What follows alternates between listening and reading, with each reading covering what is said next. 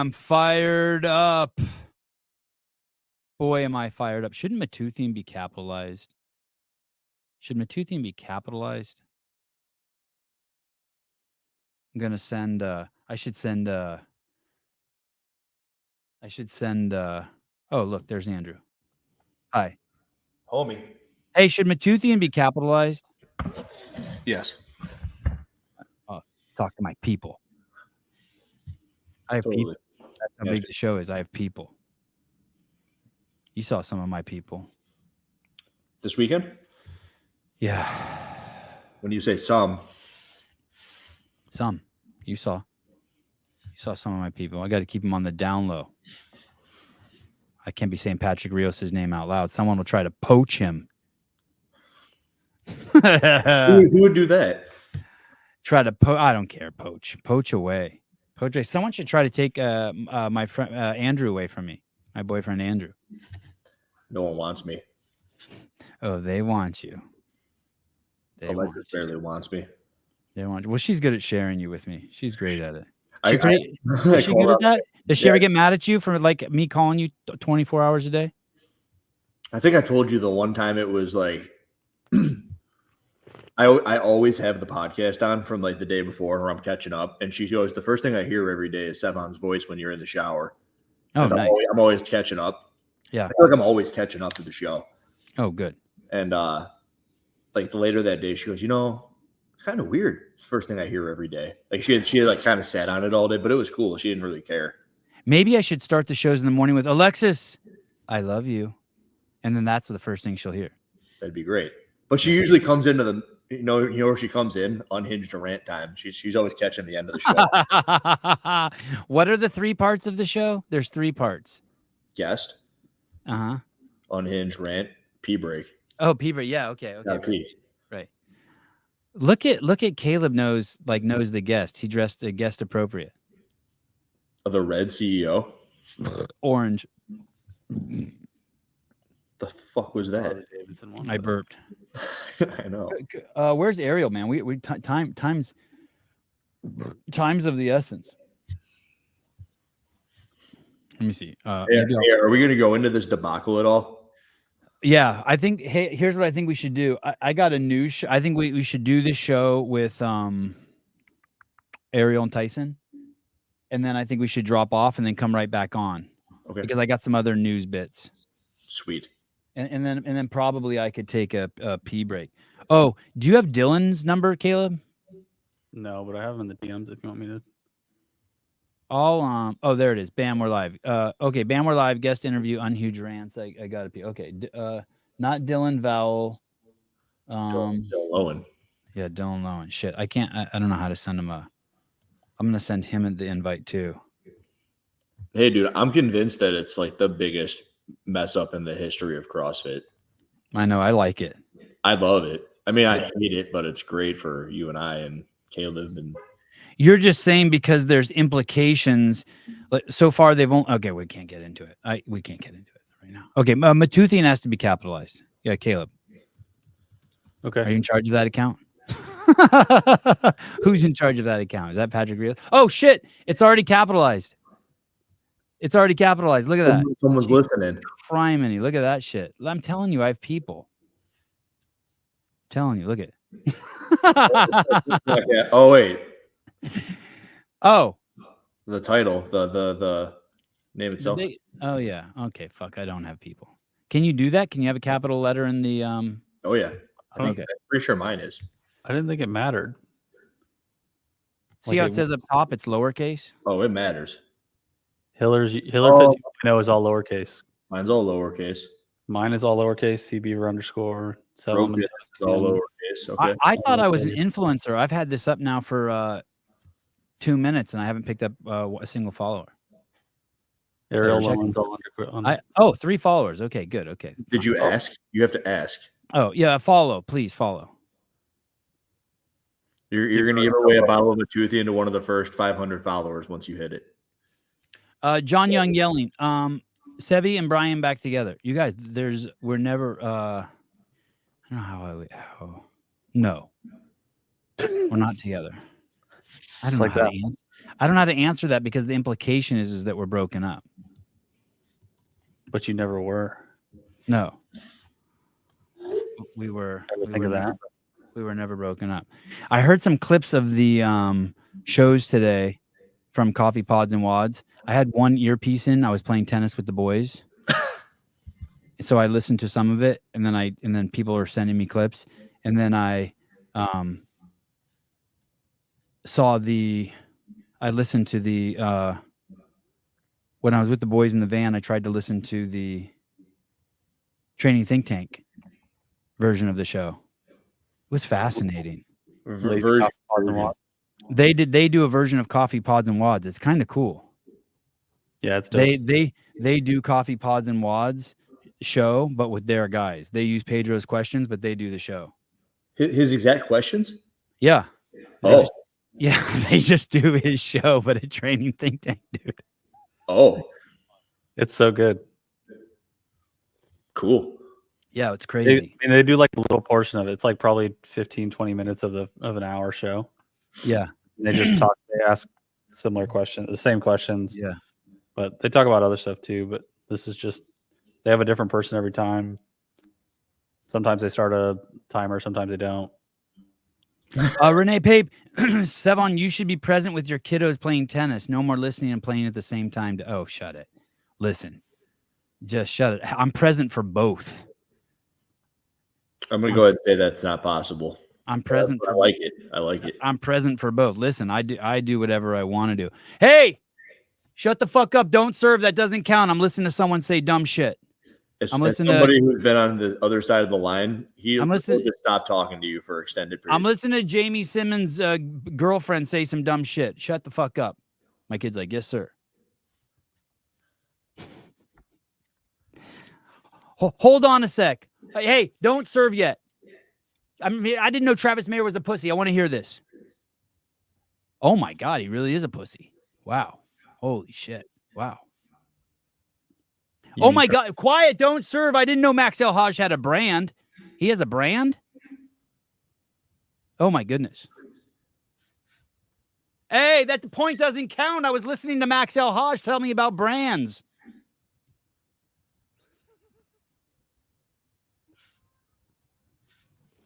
Fucking douche nozzles. Like the one where you brand somebody with a hot stick?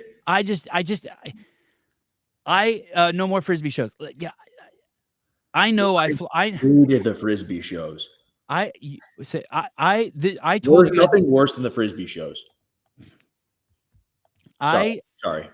You're right. No, it's good. No, you're on the show to interject and say stuff too. You're not just. I had to get that out there, and I think that a lot of people will agree. God, I would not catch up on those. Those were podcast diminishing podcasts.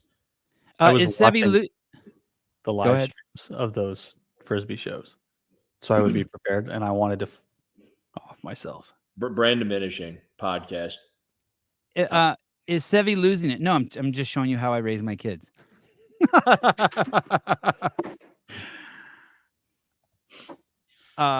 Rosie agrees.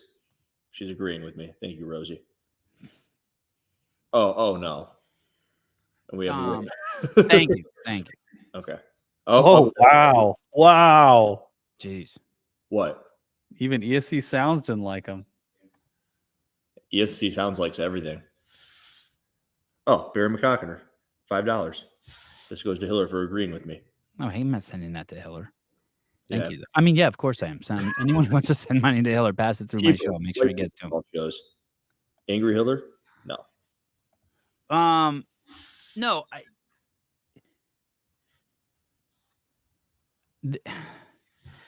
You may see me driving in my Toyota Sienna,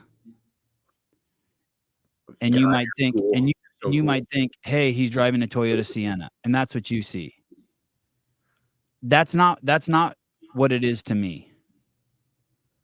You may see a minivan. That's not what it is to me. To me, it's a safe vehicle to transport my kids around, so I can do things with them that I want to do with them and enjoy life. Like for some of you, I know like a car is like, and I'm not poo-pooing this at all, but you want a special kind of car to do to look good and this and that. And I used to have a Toyota truck, and I wanted wheels, and I kept them clean, and I armor all my tires, and I did all that shit. But This show is not that.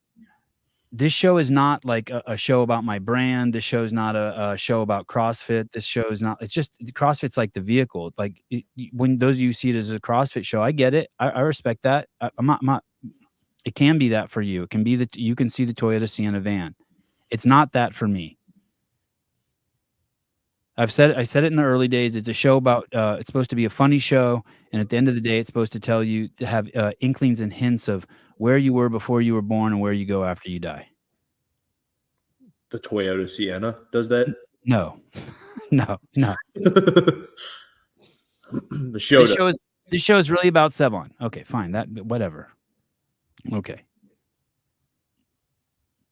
But I just no one was evaluating the show. They were evaluating what they wanted the show to be. And I get it. I saw a parent the other day project onto I saw a nanny the other day when a kid was supposed to do 30 burpees, project onto the kid that it was abusive and stop the kid from doing them. The jiu-jitsu instructor told the kid to do 30 burpees and the nanny's like, no, 20's fine. And I get it. This show scares you because you're hiding and protecting things. I fucking get it. I was there too at one point. But don't project. But I know you're projecting, and those of us who are free know you're projecting too. So when they ask you, "Hey, is Sevon good for the space?" Just be like, "Hey, I'm too much of a pussy to answer that." Don't like fucking flop around and say dumb shit. That's it. About that, I think. I don't know. Pretty. You talked about that on Greg this morning.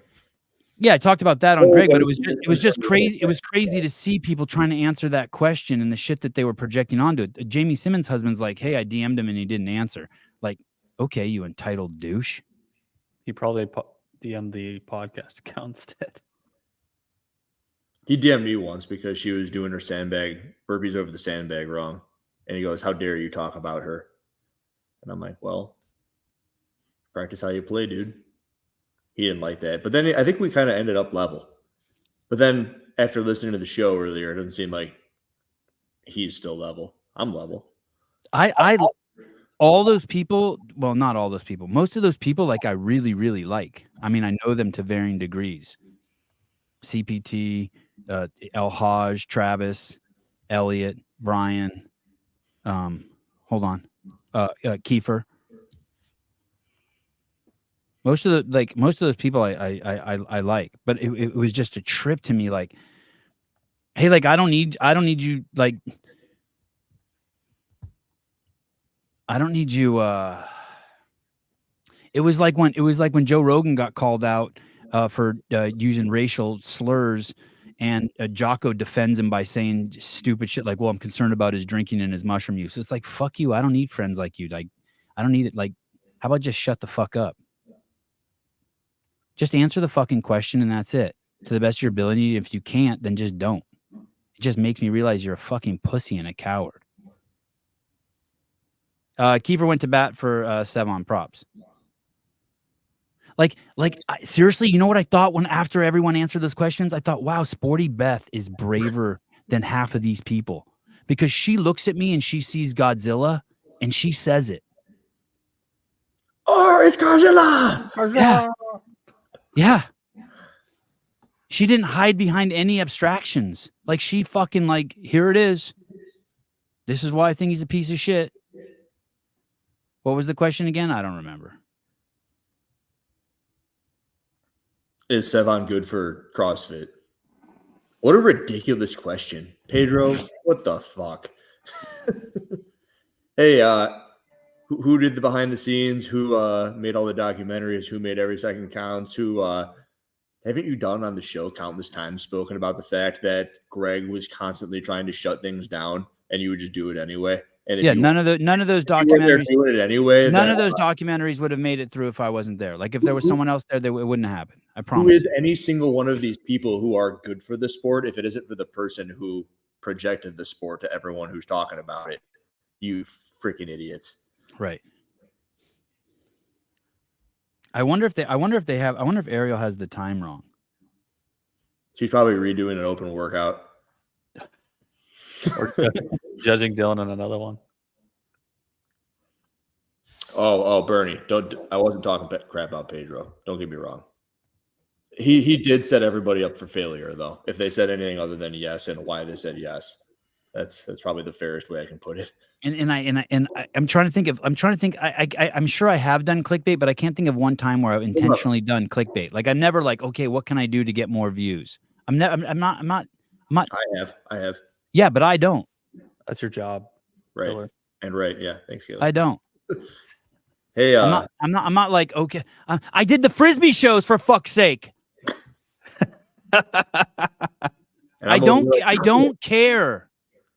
I'm just staying true to my fucking values. I don't have a fucking brand. Matoothian. 0 out of 10 doctors recommend Matoothian. Can we do curling? One. Sorry, one. Hey, well, if somebody could say no, how would they say no? Savon is not good for CrossFit. I'm assuming there's a way they could go about doing that. Hey, he alienates people and he's divisive because he conflates the sport with his own values and ideas. And nobody said that.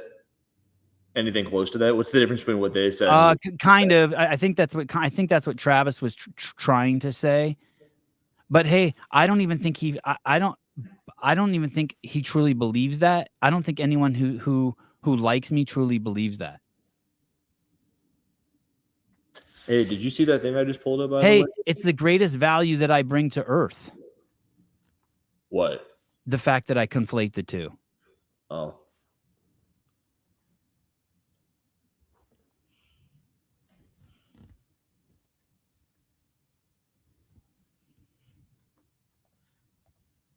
Yeah, what was that? Is that me crying? No, this is Elliot. Oh. From the movie Bedazzled. He's singing a song about dolphin safe tuna. I know. I need to get Devin Lorette on. Is Devin Lorette coming on before his big match? I know. I need to do that. I need to reach out to him. You know what? I almost feel bad reaching out to him because I don't want to bug him. He's got big forearms. You two should make up and give each other Dutch rudders. Who should make up? Who should make up? You know it's bad when that term is in my search history. Dutch rudders? Yeah, it just automatically gave me like you've searched this before. Have you ever tried that out? Like not the actual. And what and oh no, a Dutch rudder? Yeah. No. Like just to see what it would be like without. Oh, with your own? I want to tell you guys a story. I want to tell you guys a story real quick. You ready? Oh, sure. Dutch rudder. Having someone complete the act of masturbation by pulling up and down on the forearm. Oh. While the male holds his own penis. Oh. So it's not gay. Oh. Wow. There's a barrier. I suppose if it were, it'd also be okay. It would just depend. But if you're not into that, it's also not. Yeah, it could be a chick. You have your lady do it. I pictured them. Wait, I pictured them holding your penis and you hold their arm. No, I hold and you control like my arm. Right. Oh, I'd do that. Yeah. Yeah. Totally fine. So someone said to me, hey, why don't you invite Jason Khalipa and Josh Bridges on for the Taylor Self versus the World? And I said, hey, that's a fucking great idea. And they said, yeah, they have shitloads of followers. All the shows you do with them are really big. You should do that. I'm like, that's awesome. Sounds great. 5 minutes later, I'm like, I'm putting my energy into my guys. I'm surrounded by fucking go-getters. I love Josh and Jason. I have no issues with them. They'd be great on his deadlifts up though. They would be great on the show. But I'm not interested in, that's not a priority for me to fucking, to get that. You see the fucking kind of guests I have. I have people with no legs and no arms on the show. Actually, actually, JR here. Yeah, I have adaptive athletes on the show. I had fucking masters athletes on the show. So I'm gonna choose the guy, John Young, who's been there always for me and has gone from fucking being torched to the best senior analyst. And I mean, he's a fucking straight needle mover now. Any show he's on fucking takes off.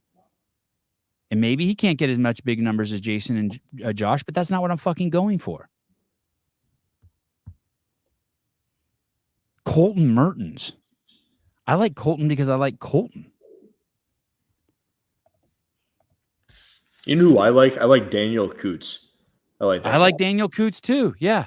I like Yeah. that guy. Yeah.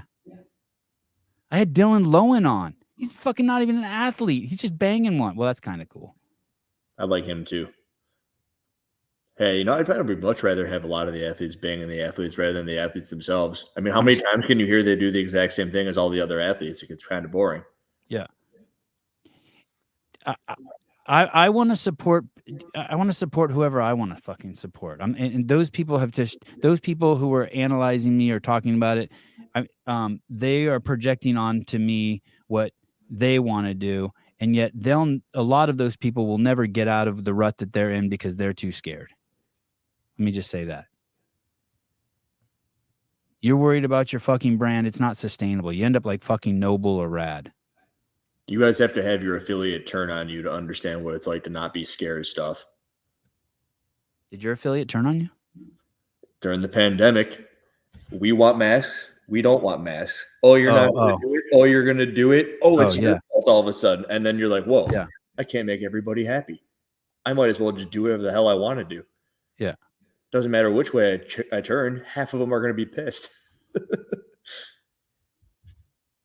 And then Brian was fucking reading numbers from the show, and I'm just like, what the fuck are you doing? Instagram, right? I don't know what the fuck he was. I was like I said, I had 1 ear in and 1 ear playing with the game. You know the game?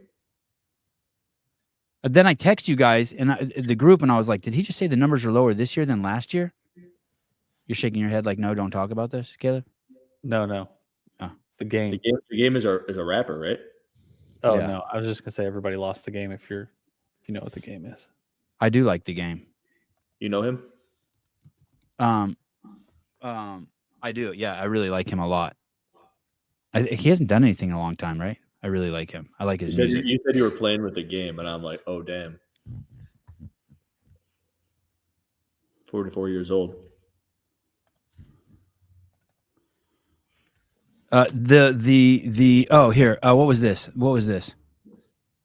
Imagine having the entire CF org turning on you. Yeah. Org. Yeah. Hey. My neighbor's like revving his car. What the fuck's going on? Can you guys hear that? Someone texted me the other day, prominent in the community.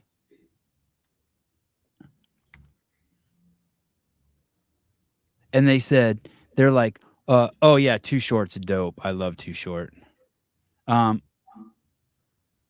they're someone texted me the other day and there's like, hey dude, it's fucking incredible. You went from just fucking like completely out, or as Tommy Marquez says, as Tonto says, persona non grata. Persona non grata. Yeah. And I went from persona non grata to fucking just banging out fucking shows every morning, 7 a.m. Hey, dude, this sign says it all. CEO 7 podcast. Yeah. What persona non grata, unacceptable or unwelcome person. Yeah. And this sign says it all because this was purchased by the people in the chat. That's it. That's all I fucking eat a dick. Everyone else. If you think I'm trash or that I'm not good for the brand, or you're just projecting onto me. Like I'm not for you. Fine, good, leave. Hey, what's a word? Hey, go ahead. What's a word? No. Keep going. You're on a roll. I just don't know. I don't want to accidentally choke on my dick so hard that I fucking gag. Hi. Too late. Yeah, come on in. I have a question for you. Hey. Oh, that's the generator running? Oh. Only Stefan wouldn't know the difference between a what? And a diesel. What? Oh, is there power in the house? Yeah. I guess the power went out. Oh, you guys got to do the show for a minute. Okay, I'll be right. I got a topic. Hey, Caleb. Hey. First of all, has Jeannie gotten a Rubik's Cube? No, but we found one at Target that was unsolved, and I had to like pry her away from it. Oh, she was trying to figure it out. It was just like somebody had just left one on a shelf somewhere in like the home goods section. I had to like pry her off of it because she wanted to solve it so bad. Persona non grata. Non grotto. I can't even say it. Persona non grata. Persona non grata. Do you think there's words in your head that you might be able to just spew out and everyone's going to look at that word and go, wow, you pompous douchebag? Yes. Because this is something where, like, when you say it seriously, you know what it means. You know that it's back there. And either you're one of those people who have like a word of the day app and you're really trying to use your word of the day, or this is just in there. I'm like, God, I can't believe you used that word. Yeah, you think about it and you're like, yeah, I want to use this word someday. And then the time is not exactly perfect that it comes up, and you just like, well, you know what? Fuck it. I'm gonna use it, even though it's not in the right context. Or it's maybe it's a little too severe, maybe it's not severe enough. I don't know. I think it's a Wait a minute. Is this true? Craig Ritchie just released a video commenting on the Emily Claw situation. Whoa. Really? Oh, and he's agreeing with me? Come on. Are you onto that? Yeah. I can't believe it. Sevon said he wanted to talk about that after, but it's kind of the big topic on my head. And I don't think I can help myself. Have you seen that stuff? Yeah, it's pretty wild. It's unbelievable how CrossFit's going to do this. Oh, you guys are talking about that? See, no, we didn't get into it. You got here just in time. Most of the recent buzz new people in the space stem from you constantly banging out content is what it is. Yeah. Most of the recent, but yeah. This is a good statement. Hiller single-handedly destroyed the word humble. Yeah, that's true. Sorry, I didn't mean to pull down your 5'9". No. Thank you, lady 2742. Is that how you would say it, lady? Larry David Young. I think that's John.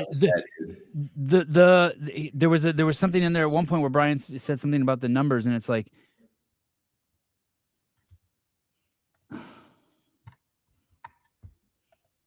I'm so proud of the size of the show right now. It's massive. We just had our biggest month by like fucking twofold.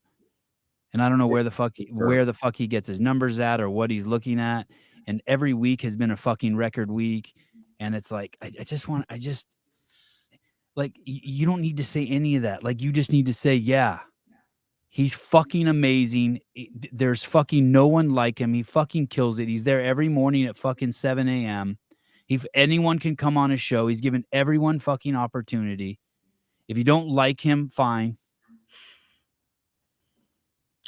Well, to be fair, or go the opposite way, or go the opposite way. What? Say that again. I use numbers to kind of tell people why they're not doing so hot. Like, why did he say I offered? Why did he even say I offered him to be on the show? I offered to be on the show. Well, that's messed up because like, does he want to open that? Does he want to open that door? When I heard that, I'm like, now everyone knows what's he doing? Yeah, you offered to be on the show. Yeah. And the only thing that can happen is he's not there, which means you said no. Yeah. like, hey, dude, I'm leaving you alone. You had more. You had the door was wide open for you for fucking 2 years. Anything you fucking wanted. And now you like there's just be smart. Oh, FaceTime Arielle. Like, just don't open doors like that. Like do you want me to respond to that? Hey, imagine. Do you talk to him? Do you have an open line of communication with Brian? I text. We just friendly text back and forth. Hi, how are you? Good show. I feel like every time I go check my text with Brian, I've missed a couple. Yeah. And like, imagine missing a couple of text messages and then hearing about the fact that you haven't answered your text on a show. You either like genuinely have missed them, or it kind of puts you into the shit. Like, hey, dude, check your phone. I've been trying to talk to you. Like, shut the fuck up. Either I'm not answering you for a reason, or I'm freaking busy, dude. I don't need to be broadcast out there. It's not cool. Yeah. I didn't think that was cool. And maybe not that it's not. You didn't think what was cool? That he said that to you? Check your phone? No, that he basically put you on blast. Yeah, I said I'd be on his show. Yeah. Your move, Sevon. Your move, bro. I know. Like, I just want to be like, dude. I sat there. I'm like, I'm You're totally moving up. happy for you. I'm totally happy for you. You got a station. It's awesome. You're traveling the world. You're doing what you love. Like, do it. Leave. Don't. I'm gonna text Rich Froning every day, and he's never gonna answer. And then on my YouTube, I'm gonna go, "Hey, I texted Rich. He just won't get back to me." It's what Elliot did. Yeah. It's like, what the fuck? Yeah, Hey, yeah. Extra sloppy. He doesn't check my messages in months. Just like I only answer 3 people. I try to fucking answer. I try to answer everything. I just can't. Sevon and the Brat Pack is great for CrossFit ecosystem. Nothing but brand builders. Yeah, I mean, dude, it's such a fucking dedicated group in the fucking locker room. It's so crazy. There's not one fucking lazy person who's not just working as hard as they can. I talk to Sevon all the time. Every morning. Anyway, those it just Who said that? it just Heidi. it just really fired me up those 2 shows. Just the stuff I was hearing. Can I pull something up real quick? I just would have. It just made me. I felt like I should call Sporty Beth and be like, hey, just thanks for having a set of balls. I'm so orange because of this. Oh, Melanotan. Melanotan 2 CI peptides. Use code Hiller at checkout. That's really why you look like that? Well, Or is I it- also have this orange screen in front of me, so it makes me appear a little bit more orange. But I remember after I finished that open workout, I think Greg's son walks up to me and goes, "Why are you so purple?" I'm just dark. You didn't. I thought you looked. I didn't think you looked orange at all when I saw you this week. Was I you looked, darker than normal or no? I just thought you looked good. You just look like a fucking buff dude. You look like a Chippendale. Thanks. Yeah. Gabe Epsy, Sevon hasn't wrote me back in months. I send letters from him from prison daily. What the fuck, you douche canoe? Fair. I'll look for it. Sorry. I like the douche canoe. We talked That about is that the other day. That's like a Yeah. hard hitting comment. Yeah. Hey, what's going on? No, this is just no. So Arielle's window closed. What are we going to do if Arielle shows up and Tyson Bagent shows up at the same time? Now it's the Tyson Bagent show. It's supposed to start at 6:30. Where's he at? and here's the crazy thing: some moron's going to write in the comment that this Yes, was you know. clickbait. Like people used to write when Danielle Brandon wouldn't show up. They used to write, "It's clickbait." By the way, did you see Danielle Brandon's greatest video footage of all time? Patrick Rios got it. Do we want to observe it? Oh yeah, God, I could watch that shit all day. Oh, I thought you were gonna bring up the "It's so deep" comment.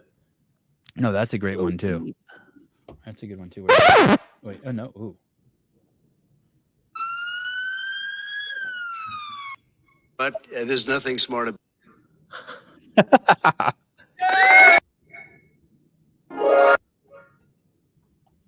It's so deep. It's so deep. Oh my God, I'm panicking. You can't even tell. It's so deep. You can see how deep it is. Oh my gosh. 27,000 people like this. Dude, it has No. a million views. I had 40 likes on a post the other day. 40? 40. It's dope.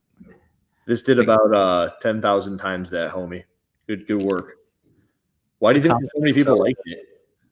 Because of her tits and her body. Look at her legs. Look at her What's hair. that on She's, her ankle? That's a freaking house she's arrest so right fucking hot. It's ridiculous.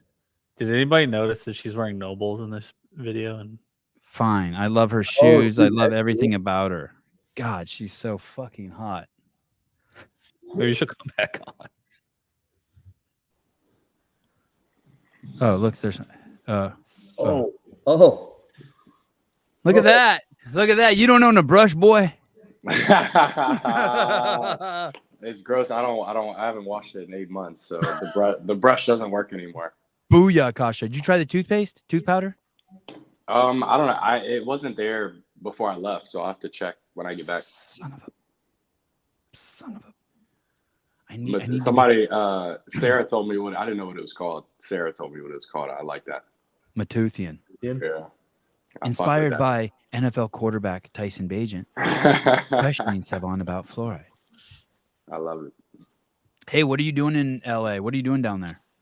I'm training with a quarterback organization called 3D QB. So they the general manager Ryan Poles kind of talked about them in my exit interview with them. Said that they do a pretty good job at what they do, and they for the price of one, they let young Ezra join the ride. So we're out here having fun. You're training with the Heisman winner, Carolina Panthers. He was there. He was there today. Did you? Oh, is that the dude you played against this year? Yeah, Bryce Young. What? Did you remind him? Hey, he's a nice guy. yeah, you guys had a nice exchange after the game. Yeah, super nice guy. Hey, so explain this to me. So you pull up to this place and it's a big, walk me through this. I want to hear the deals. You pull up to this place, it's a big warehouse. You park your car and you and Ezra get out and walk in? It's a park, but it's they use the facilities of a junior college. Golden something is the name of the junior college. And it's really just a field in the middle of kind of right 10 minutes out of Huntington Beach, I guess on the way to Orange County. And it's just on this field, there's just, for whatever reason, every superstar you could possibly imagine. I can't even, it's unbelievable. All 3 days I've gone there, I've seen, there's been multiple NFL starting quarterbacks there each day. And what do you guys do there? Like, tell me, They- so you walk in there. they're Are you all- already dressed? Are you already dressed when you get there? And Yeah, like, I've you have a got little brown bag with a sandwich in it or something? I got the bag with my cleats in it. Okay. And then get there, warm up, put the cleats on, and then they're really just trying to find any inefficiencies in the quarterback's throwing motion, just so they can get the most out of every throw. Always be balanced, and just have good form and fundamentals is essentially what's going on. Balanced. And what's that look like? So you go out on the field and take snaps, or are there so day one, cameras on you, or what? Yeah, so day one we just warmed up, and then his name is Adam Dato. That's the guy that's been working with me and Ezra. And he said, hey, day one, we're gonna throw, we're gonna warm up, we're gonna throw. Today's more so about me just watching and seeing what you're about, what I think you're lacking in, what I think you're doing good at, all that stuff. Day two, show up, we go through his warm up and throwing routine with these weighted balls that are supposed to help the accelerators and decelerators in your shoulder, just so you can have better control over the ball. And then we throw. And then yesterday he began coaching just where he thinks I can do better, where he thinks Ezra can do better. And then it was more of the same today, with just continuing to, because most of the stuff we need to get better at, we've never been told before. So it's weird when you've been throwing for so long and you try to add a little intricate movement, or you're thinking about something that you haven't really ever thought about before. So it's a process. But I was smoother today than I was yesterday, and smoother yesterday than I was 2 days ago. So I'm liking what he's saying, and it's been really good so far. Tyson, what's a weighted ball? It's a football that's heavier than a traditional football? Yeah, so a football is 1 pound, essentially, like around 1 pound. So there's a 2 pound ball that he uses, a 1 pound ball that he uses. And these are just like, they're not footballs. They're like the size of baseballs. There's a 2 pound baseball, a 1 pound baseball. Like shot puts, like little shot puts? Exactly. And an actual baseball. 2 pound for strength, 1 pound for skill, because it's like the same as a football. And then the baseball for speed, arm speed. So those are the 3 different weights we're using with those weighted balls. And do you warm up like crazy? Yeah. Like you're sweating like before you start? And shoulders are just blown out. You're just doing weird shit that you don't normally do if you go, or that I haven't been doing, I guess, essentially, just because, I just been really looking shit up on the internet up until this point. So having somebody else put me through a warm up that is going to help me, it's giving me a better blueprint kind of when I go back and I'm just training on my own until we go back to Chicago. What's Ezra? Sorry, go ahead, Caleb. Sorry. Is now a good time for you to just be fucking with your throw? Like, this is the off season. Yeah, no, I know. Yeah, I was thinking about that, and I just think if anybody can handle a change in something, it's me. So I kind of, and I'm also taking it with a grain of salt. If he's teaching to me and he's coaching and he's trying to hammer it in my brain and it's not working, or I just can't find that movement pattern, then I obviously, I mean, just kind of Ezra's been not struggling, but Ezra's not been in this world before. And Ezra's got tight hips, and a lot of throwing is dealing with your hips. So they're constantly critiquing Ezra. And he was getting frustrated, and I kind of just told him, like, hey, it's all good. I threw for 20,000 fucking yards before I did any of this shit. So everything's going to be okay, but just try to get better. So that's what more or less we're just here doing, just trying to be a sponge to anything that works. And so far, there have been a handful of things that I've never thought about that I started doing these past couple of days that I think have helped me out a lot. Ezra just graduated from high school. Ezra just got done Ezra is in the middle of his first year in college. Okay, so and has the football in his football season? Did he do a football season already in college? Yeah, and he redshirted. So he redshirted, and then so this will be his redshirt freshman year. So they just started spring practices, and he's in the competition to see who will be the starting quarterback. Were there any other dudes like him there at this camp?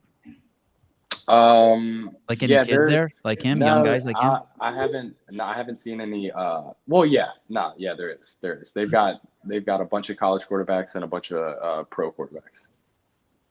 Crazy. And when you're on the field, it's just you and Ezra one-on-one with this dude. Nah, it's or 1-on-2.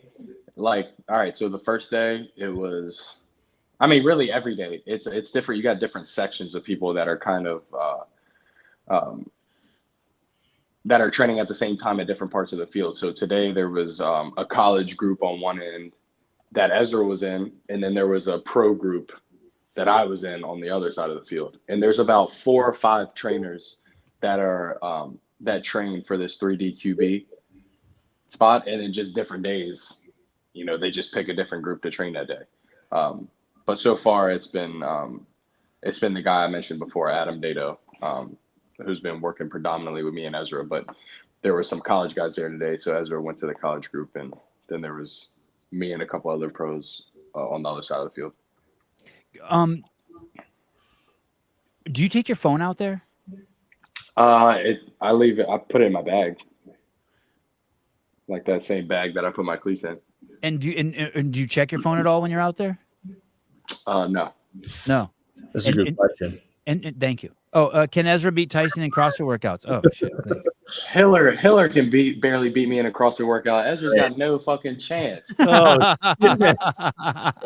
man, I never got a word on how you did on 24.2. I don't mean to take you off football. I gotta know. The place where my rower resides, I couldn't get the key in time before I left, so I gotta do it when I get back. You didn't do it. I'm not signed up for the open. I can do the open workouts whenever I want. Sure. Okay. What did you get? 9 plus some on the rower. Oh, so you and Haley were pretty close, right? I think she actually beat me by a little bit, but just on that same row though, right? Right. That's also what I told you you should get. Yeah, I know. Right? Yeah, I know. I wanted you like 9+ rounds. I'm like, I think you're capable of that. You got a crazy 2K time. Well, I thought you were crazy when you said that initially, and now hearing that was you and Haley Adams' time, I think you're even more crazy. So I guess we'll just have to see. Maybe I'll just lose my mind for 20 minutes. And she told you that before she told me that. You're like, did you hear what she got? Oh, I know. That was 0.1, right? I think it was the row workout. Nah, that was 0.1. That too. That's when we were in Columbus. Or maybe I told you about. I don't know. The Ghost of Judah tribe. You're my QB1 man. I believe in you. Bear down. Hey, what is your status? Do you go back to Chicago? Is that still like the plan? Yeah, late April. Okay, so you haven't gotten any email saying, "Hey, you're going to Canada," or "You're going to the Rams," or "Hey, you're going back to Shepherdstown"? Nah, not yet. That's good. Not yet. Knock on wood. Not yet. Hey, and do they pay for this? Do the Bears pay for this for you? Hell no. This shit's expensive too. Like crazy expensive, right? Yeah. Yeah. Wow. Crazy expensive. And whose idea was it to go there? It is the Bears' idea, though. They tell you, they give you like the general manager, Ryan Poles. He works. I guess he was in some way or another is connected to this to this group of guys through somebody. I think he might have played college with one of these people or something like that. I'm not entirely sure, but it's also good. Like it's expensive, but it's good to be around other guys that are kind of doing the other professionals, other guys that are doing the same thing you're doing. Cause I mean, just like, in any competitive realm, it just brings the competition out of you. It usually makes for a better throwing session. You get more out of it. Are the days long? How long are the days? Like 2-hour workouts. And that's it. And then you go home. Then you go back to like the condo or wherever. You go to the beach is what I've been doing. So it's been pretty unreal week for me. And the other football players, the other players there, do you talk to them at all? Is there time to make friends? Yeah. Everybody's been super nice, super cool. Exchange phone numbers, the whole social media thing. So everybody's been really cool so far. Damn. How old are you again, Tyson? 23? 23. Are you feeling better now at 20 now than you were last year at this time? Like, do you still feel like you're growing, or are you like, wow, I'm getting better? 100%. Yeah. 100%. Dude's built. Who, Tyson? Yeah. And like, are you chomping at the bit now to get back on the field? Like you're going to be 6 months older, 6 months more into your maturity, or 8 months. Are you like, fuck, I can't wait to get back. I can't wait to show. Like, I'm more man now than I was 8 months ago. I can't wait. Yeah, I just have a grasp on what to expect with the different times of the year and in the different sections of the year we're in with the team. Like, I just know what to expect. I feel a lot more comfortable, and it's very similar to every year I played in college, where I was always going into the next year like, oh wow, I can't wait to show the world how I've improved, and show myself and my family how I've improved, and it's very similar feeling. Even more so now, just because I really don't have anything else to do. So I've just been fully taking advantage of that. What happens next after this training camp? What do you do next? What's next? When does the season start? When do you have to report? You said April? I go from late April to like the beginning of June for OTAs. And then for the season, I go back late July, like the end of July. Okay, so April to June is kind of like tryouts again. Everyone shows up there. No, April to June is just like organized team activities from, honestly, like whatever draft picks you got and whatever new guys you've traded to get, just really getting the team together for what you think will be the team heading into the season. And then obviously it starts getting really competitive when you go back in the end of July. The plays from last year, are those all thrown out the window and you got to learn the whole new playbooks again? All the shit's new? Yeah. Holy fuck. No, it's all good. It's all good. Everybody else has got to do it too, so that's way better than learning it while everybody else knows it. Hey, from what I understand, you're pretty good at soaking all that stuff in, right? I'm pretty good at suffering. I'm pretty good at suffering throughout the week and ingraining it in my head and making my week miserable in order to do it. That's all it is. I don't think I wouldn't say I necessarily retain it better than the next person. Maybe I do, but I also just like am cool with locking myself in a room and not coming out until I know how to say everything and do everything. Hold up. The Bears got a new offensive coordinator. Is that why it's a new playbook? Well, they got a whole new offensive staff. Right. So really? That's true? The whole offensive staff, yeah. Except our head coach is still there, but as far as like our offensive staff, most of them were replaced. So you got to meet all new people and trust all new people again and figure all that out and build relationships again. I'm guessing that shit's really important. The trust. I think so. Yeah, I mean, kind of. I mean, everybody's got the same goals, and that's just to win. So you kind of, no matter who it is, you understand that at least you guys are on the same wavelength in that sense, where you just want to win. So everybody just kind of doing whatever they can in order to make that happen. How many people is that when you say they changed the whole offensive team?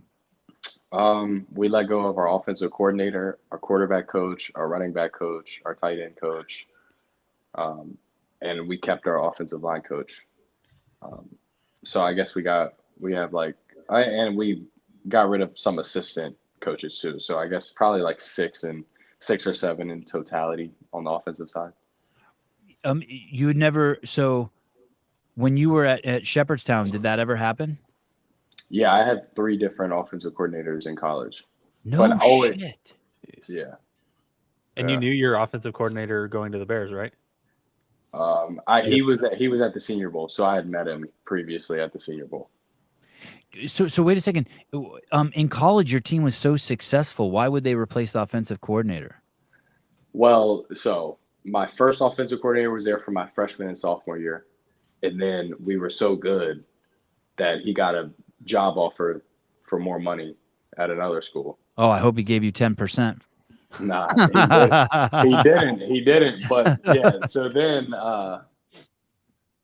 we had Coach Carell, one of my dad's really good buddies from when my dad was like a game day manager at Shepherd for a handful of years.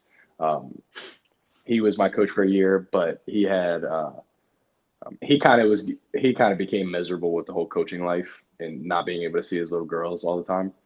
So that, and Shepherd doesn't pay enough money. They don't have enough money to pay their staff. So that ended up not. That was the year I won that award. The Harlan Trophy. So it was a really good year, yeah, but it didn't work out for him. And then the next year, got another offensive coordinator, who then got another better job after we were so successful again. Damn. Yeah. Damn, you helped a lot of people's careers, dude. I know. I started to think about that. Kind of like when I was Like what you're doing to this podcast. Like what you're doing to this podcast. Yeah, they were all good people though, so it's all good. I hope I did help them out. Hey, what about Aaron Rodgers? Does Aaron Rodgers still play football? Yeah. What did you hear that he might be the vice presidential running mate of Robert Kennedy? I did hear that. That's crazy. That would be crazy. He plays in the NFL and he's the vice president. Yeah, that would be crazy. I'm so okay with that. I'm so okay. Yeah. I think he can do both.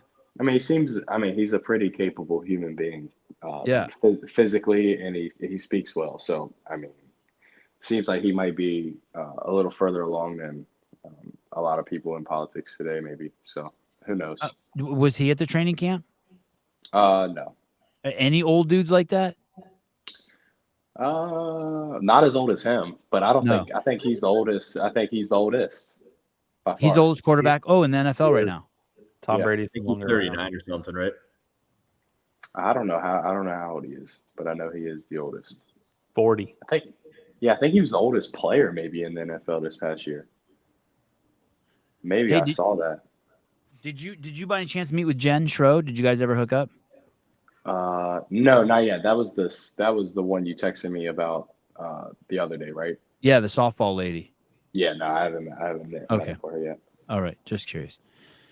All right, dude. Well, I'm fucking pumped for you. Thanks for coming on. So, I'm yeah, great. thanks for having me. Yeah, I love hearing about all the intricacies of your training and what you're doing, and it's awesome that you bring Ezra around. You like having him around, or your dad make you do that?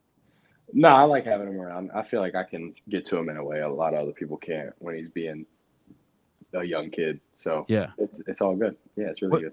Is he playing video games? And hey, also, you want to talk about my training regimen right now? Please. Jim Klopman. I'm all on the Jim Klopman train right now. Really? You should have seen he put a spell on Hiller when Hiller I got some stuff. Let's see if I can do this real quick. I heard him and Hiller had a little friction. Come on, Oh, what are you look, talking about? Jim Klopman, that is a man. He's set in his ways and he's unwavering. Even if I think if Jim found out he was wrong, he would still say he's right. He would still say he's right. Oh, here we go. The oldest player in the league, not quarterback, is a guy named Jason Peters. Seahawks is the oldest player in the league, 41. Probably a kicker. It doesn't count. All right. Maybe. Hey, any Yeah, other? Is that just a quarterback camp? Yes. Yeah. Hold Hey, up. how come you and Hiller have? You and Hiller have you guys played catch yet? You guys have hung out a few times. You ever just play catch with Hiller? You and Hiller throw the ball around? That's what you're I talking have about. Yes. You and Andrew need to actually go against each other because y'all definitely, neither of y'all's going against me or Derek. No? Nah. Oh, is this what we were talking about that workout? This Dude. is All right. you So guys look, on the slack bow. yeah, so Jim, 32. Jim, he put, all right, Savon, so you see that Slack bow, right? Yep. He put attachments on both sides of the end that makes it go higher so that you have higher levels Okay. Yep. to put the slack in. Yep. And yeah, so he came one more time. He came like 2 weeks ago and he put those attachments on. And yeah, that like just little shit like that, just trying to do that at like a higher level, the highest level I possibly can. I feel like it's helping. I don't know. Maybe it could be placebo 100%, but you know, Dude, it all makes you're sense. crazy at this stuff. It's kind of nuts. Yeah, He's I've good. gotten a He's lot got better. good balance. Oh I've my gotten a lot. god, I've gotten really it's good at it, crazy yeah. how good he is at this. I couldn't stand that thing for I don't know, maybe 10 seconds was my best, and he was doing it for minutes at a time. What does this one look like? Him and Ezra are bouncing this ball back and forth. See how he's on that balance board down there? Yeah. They're just like they're just chucking this ball back and forth while they're on this little balance board. Yeah, that shit's easy. I could do that shit all day. The slack line is the one that's hard. I don't think you could do this all day, dude. That's Trust. I'm gonna make a video right after this. Nah. No, I guarantee Savon can definitely probably do that because that one it's like it's scary, but then as soon as you get it, you can do it all day with that one. The slack bow, like the slack line, whatever you want to call it. That's hard. That's the one that my dad, yeah, because whenever Jim leaves and then my dad is just putting me and Ezra through whatever the balance regimen is, it's always the first section is on the slack bow. Hold Just because I could be involved in a Dutch rudder. Hey, that's Ezra while by on the that way. thing. No, you guys are doing planks on this thing. No, That yeah, that was the hardest thing I've ever done. So, have you tried that? No, that sucks. I know that. But yeah, sucks. if you do it on, as soon as you go to 1 foot, I couldn't. It was like I was helpless. Elder out of control. was pinky. I was watching you guys do this, and I'm like, oh, that can't be that hard. And then I went to go do it, and it was really hard. So Tyson, the theory, the premise behind Klopman's methodology, he's gonna hate it that I'm summing it up like this probably though, is that basically you can only swing a bat as hard as you can stay balanced. So the more balance you have, the harder you can swing a bat, right? Is that the premise? Yeah, I read. So I mean, from like him speaking and then reading his book that he's got. It's like literally just one sentence that sticks out to me when I think about why I even bother to even do this shit. And it's because he obviously he's talking about balance throughout the whole book, but he opens up in one of the early chapters of just saying that your body is only able to move at the speed in which your balance allows. So if you're ever unbalanced, your body's gonna immediately try to stop itself. But if you're always balanced, it's just the more balanced you are, the faster you're able to move. And what I'm doing, I feel like I need to be moving pretty fast and be as balanced as possible. So that's how I think about it. And I thought I heard you say somewhere, maybe it was on the show or something, or maybe your dad told me that basically one of the things that you find it's helped you is evading getting tackled. Yeah, that's pretty much that's like one of the times where I could potentially be the most unbalanced. Is like somebody's chasing me, I'm trying to be twitchy and move at a high speed, and being able to be balanced will just allow me to do that. I feel at a higher rate and at a higher level. Listen, guys, you guys have to understand. If you haven't seen Tyson on here before, you have to understand. I don't ask Tyson about pussy or teammates. I just don't. I don't want to put him in that situation. Maybe he's got those sound like sensitive issues to me that I'm not interested in exploiting. Like how much pussy you getting? I'm not going to ask him that. And Sebi, who did the Bears sign today? Asked Tyson. I don't know why. Let the sports shows do that. This isn't a sports show. This is I don't know what kind of show this is. Can we pull up Hiller? Did you get any pussy today? Yeah. Awesome. Congratulations. What were you going to say, Caleb? So can we pull up what Rogue posted today? Does it got Tyson in it? Yeah. Oh, yeah. Let's see it. Oh, awesome. Damn. That's at the headquarters? Their headquarters? Hey, dude, you I look believe- like the Jaguars quarterback here. Oh, here you go. Welcome Tyson Bagent to the Rogue Athlete team. Isn't the Jaguars quarterback black? No, dude. Trevor Lawrence. Trevor Oh. Lawrence. You got a little Trevor Lawrence in you in this picture. He got a little black guy in him too. What are you talking about? I mean, I don't see it, but What do you mean? Listen to him talk. Close your eyes. Next time, whenever Tyson talks, close your eyes. I knew she'd be around. Look at sunny day. You asked this question earlier, and I knew she'd pop her head in. Yeah. So okay. So sorry. One more thing before I let you go. So you finish up in LA, and then you'll go back home and get your Matuthian, and then what happens between now and late April? What month are we I'm in? going to go. We are in March. Yeah. So I'm going to go home. I'm going to take a quick trip. I'm going to go home for a couple weeks, train really hard, keep getting better, go to Fort Lauderdale for 5 days to throw with a couple teammates and work out. Come back home, wait till late April, go back to Chicago.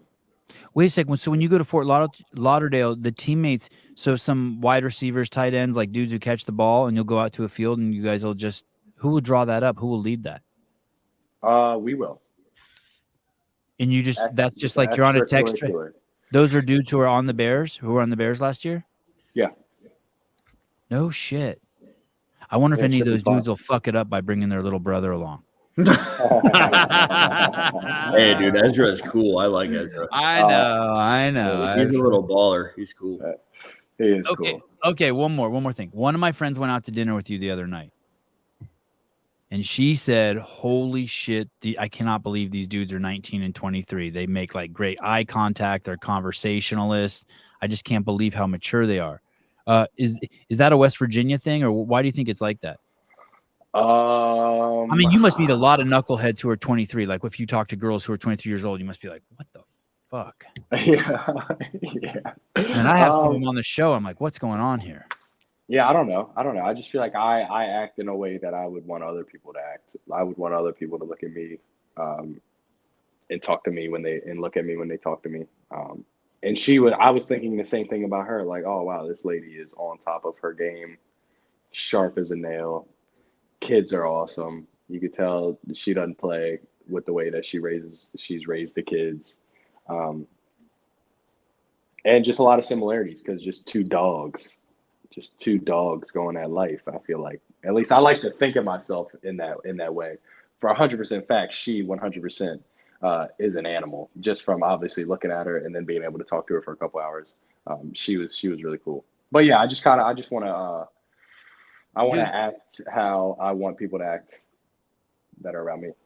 Dude, you are a dog. When I called Jen Schro and told her, I said, hey, my buddy's in town. Do you want to take him out to dinner?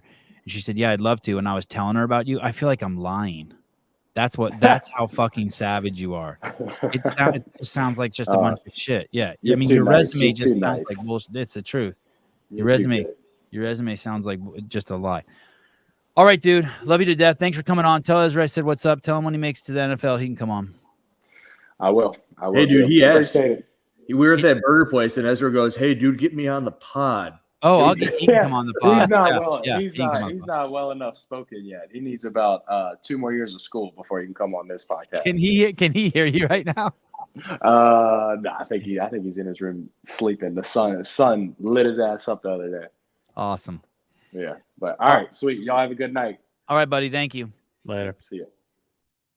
Dang, we're lucky. That's a word for word. He goes, hey, man, you'll get me on the pod. That was what Ezra said, just like that.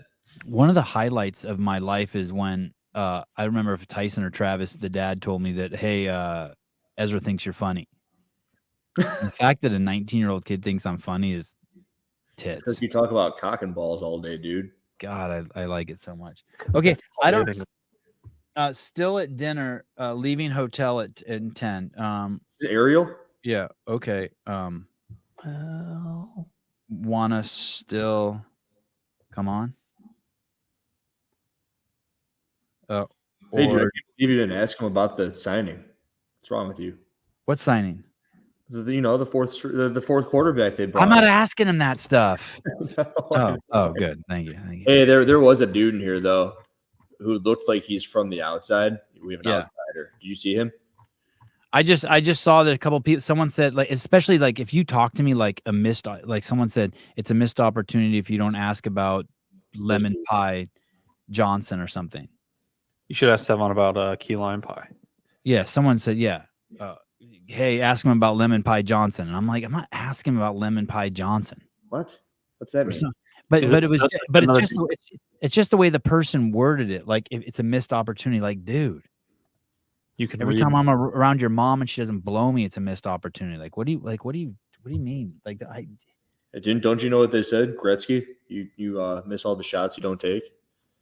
just be like, dude, they just write what you really want to say. I'm not like, don't manipulate me. Just be like, dude, they signed Lemon Johnson Pie to the team, and now they have 4 quarterbacks. Ask him what he thinks about that or something, and then I can decide. But the second you're like, like you're telling me what's a missed opportunity, like, get your own fucking podcast. Tell me what's a missed opportunity, like how you word that shit. What's your tone? You know what I mean? Like the manipulation shit. gaslighting. Watch your tone. You miss 100% of the shots you don't take. Yeah, Michael Scott. that's Gretzky, right? And I can't really talk shit to Ken, so I just pass on that. Ken's cool. Tori K. Sorry I didn't word things perfectly for your approval. It's fine. Quick apology. That's nice. I'm very sensitive today. I'm wound up. I'm like brought to the edge. I'm like right where my godhead and my ego like touch, and I'm just like fucking hanging out on the precipice of it, waiting to fall off into the ego side today. Lord. Hey, dude, I'm tripping on this potential Craig Ritchie thing. What thing? Apparently, he's infringing on my territory. Well, he's banging Alexis? Yeah, what the frick, Craig? He's in Nashville. I thought Alexis was here. Key lime pie is not good. Dude, it's so good. Really? Key lime pie is good, Dude. but it can't be green. It's got to be clear or like white. Thank you. We had key lime pie this Greg's weekend. house. And did you like it? It was great. Where'd you have it? It was at Greg's house. I think it was the night before you left, or you I always left. think how they never have desserts there, and it always makes sense because no sugar. Yeah. They had so many desserts at Greg's house. It was nuts. When? Oh, dude, they had 2 birthday parties 2 nights in a row. Dude, there was a cake I couldn't even believe. Did you see the red cake, Caleb? Massive. It was like a huge fucking confetti red party cake. This And is Sunday evening. There were It like was nuts. No, son. Oh yeah. 10 gallons of Tillamook ice cream and a huge freaking key lime pie, a bunch of fucking medium rare steak, 300 Coke Zeros in the fridge, Dude. Monster Energy drinks everywhere. It was a fucking rager, dude. Hey,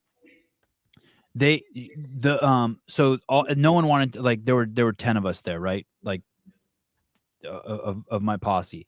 And so we're all there and we're all out in the garage and we're working out and we work out and then we have a deadlift competition, which was cool. I would have won that.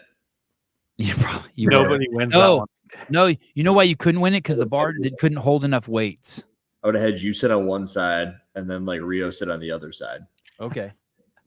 Fair enough. Oh yeah, she's still coming on. I'll still come on. Okay. All right, great. I love that. Hey dude, I'm like over I don't know how many days I've been at Greg's. It was like this weekend and then once before, and there's never been a dessert in sight. And I've always just thought there's salami, there's cheese, and there's steak. Fitness in 100 words. This makes a lot of sense. And you're telling me I missed out on everything in one night. Yeah, and dude, so then everyone's like, "Hey, we're leaving. We don't want to impose on Greg." And it's like 8:00 at night or whatever. And fucking Maggie, the wife, comes in, and she's like, "No one's leaving. I just ordered sushi, and we have 10,000 steaks on the grill." And everyone came inside, and we just ate for 2 hours. We just ate steaks and sushi for 2 hours, and then finished off with. It was nuts. Do you know that steak cooker he's got? It's like the instant steak cooker. I didn't know about those. Listen, maybe you could work up the courage to ask Arielle. There it is again, you douche canoe. New guy.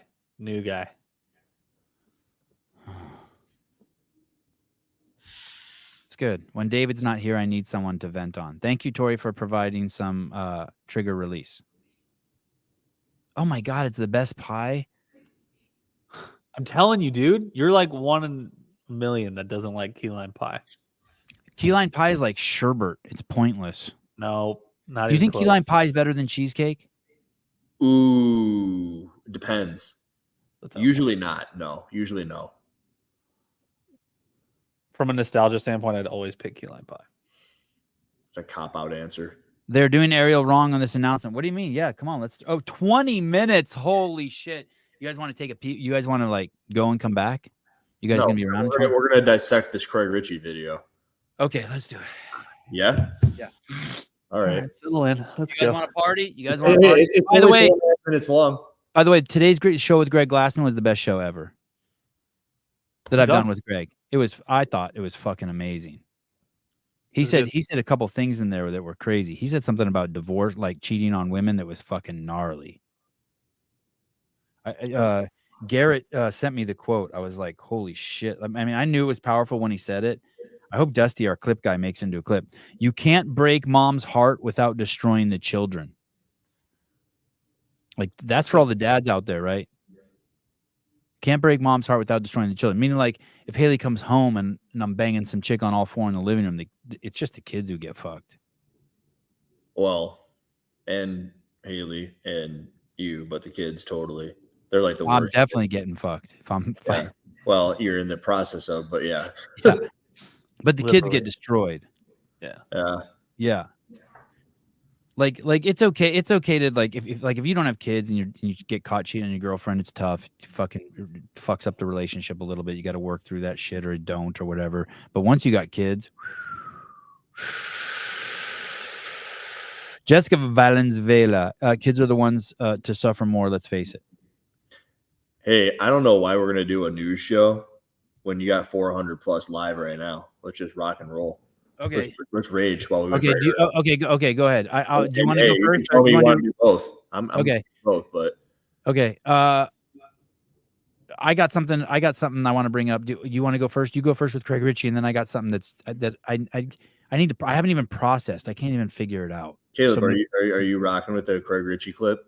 I haven't seen this. I don't know what he's gonna pull up. Usually it's a whole bunch of nothing, but it's only 4 minutes long. So wait, so why are we watching it? Because people have been pointing at us the whole show. Oh, I don't want to just hammer Craig Ritchie. Do we know what we're supposed to be looking at that's bad? No, I don't want to hammer Craig Ritchie either. Not at the moment. Not unless there's a reason. Yeah, let's watch it first. But he does say, I don't understand his decision. He's got that email sent up. I think that everybody in the media space got the email stating the decision.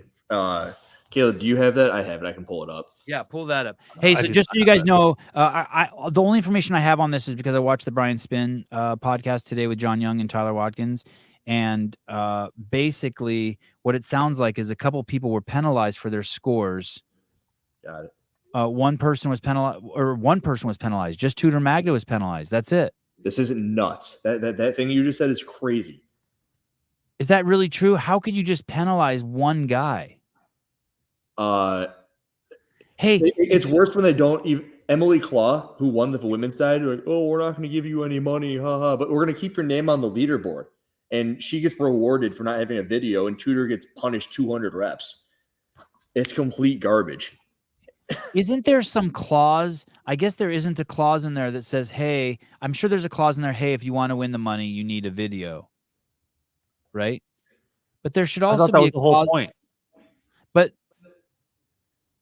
you have to be able to allow, you can't make everyone film because you want people to be, that's the whole coaches thing. It would be ridiculous for everyone. But there should be some sort of thing like, hey, we recommend. I have it. Okay. You can throw a baseball into a bucket from 60 feet on your first shot, right? Yeah. You want to prove it, right? Well, not into the bucket. The other guy did that. Cave Dasher did that. Whatever. I hit the bucket. The gist of it is correct, though, right? Yeah. You want to prove it that it's your first shot. You put the camera down and you start recording. Yeah. If you have the freaking potential to win a CrossFit Open workout, you know you're going to throw that ball in the bucket, or at least you're going to try because you think you can do it. And if you don't do it, or you don't think you can do it, you're not going to record it. Who gets the money? Who gets the money? The person who took second gets the money. Oh, they don't give it to second place? No, I was talking to that chick earlier. She's not going to get the money? She's pissed. Well, here, let me ask you this. The second place chick is pissed? She's pissed. She's from Sweden as well. I guess she knows this Emily Claude chick too. And does she have a video? She does. And have you watched it? I haven't, but she Oh, I sent wonder- it to me. Okay, let me ask you this. That's a good sign if she's going to send me the video. I admit I don't know how to think about this correctly, but let me ask you this. If Tudor won and then they penalized him 20%, so that knocks him down the leaderboard, don't they need to watch everyone's video between Tudor and first place in order to get 100%? And I could understand if Kraft is like, well, we don't care because we take 25%, but I don't know. Something's not sitting with me well. I feel, dude, I put up the video, and I found 30 videos, and 30 athletes aren't doing the same thing they claimed Tudor wasn't doing, which is extending the hip. So, okay, let me ask you this. So what we now know about CrossFit, it's fair to say, is they only care about the first place winner and the last place person and the last person who goes to quarterfinals. But they actually don't care about the ranking of them. Do you know what I mean? So let's say there's a big crowd of people waiting for you to open up your store. All you care about is the first person who's in and the last person who's in. That's basically what they're saying, because they're not checking any of the videos. They don't really care about the ranking except for the last place spot so they can close the door, and the first place spot so they can give away the money. They don't give a fuck about anyone in the middle. Imagine we're going to a Bears game and there's 65,000 people in there, and they run the first one and the last one through the metal detector to see if they have weapons, and everyone else is just free to go. Right. Well, yeah, sure. We trust you guys don't have weapons. But listen, there's consequences here. Are there any consequences about doing that other than you just don't really know where you rank? Are there any does it go to the strength of butthole score or whatever that thing is, or strength of butthole? Interesting. The strength of field score, the strength of something score. I was gonna let you finish that. What the 25% thing is going to be the ultimate cop out here, because all they care about, as Dave has said multiple times in the past, I don't think I'm putting words in his mouth here. They care about the fittest individual on earth, and this is a funnel for that. And the people at the top are going to make it to the quarters, are going to make it to the semis, and then are going to inevitably win the CrossFit Games.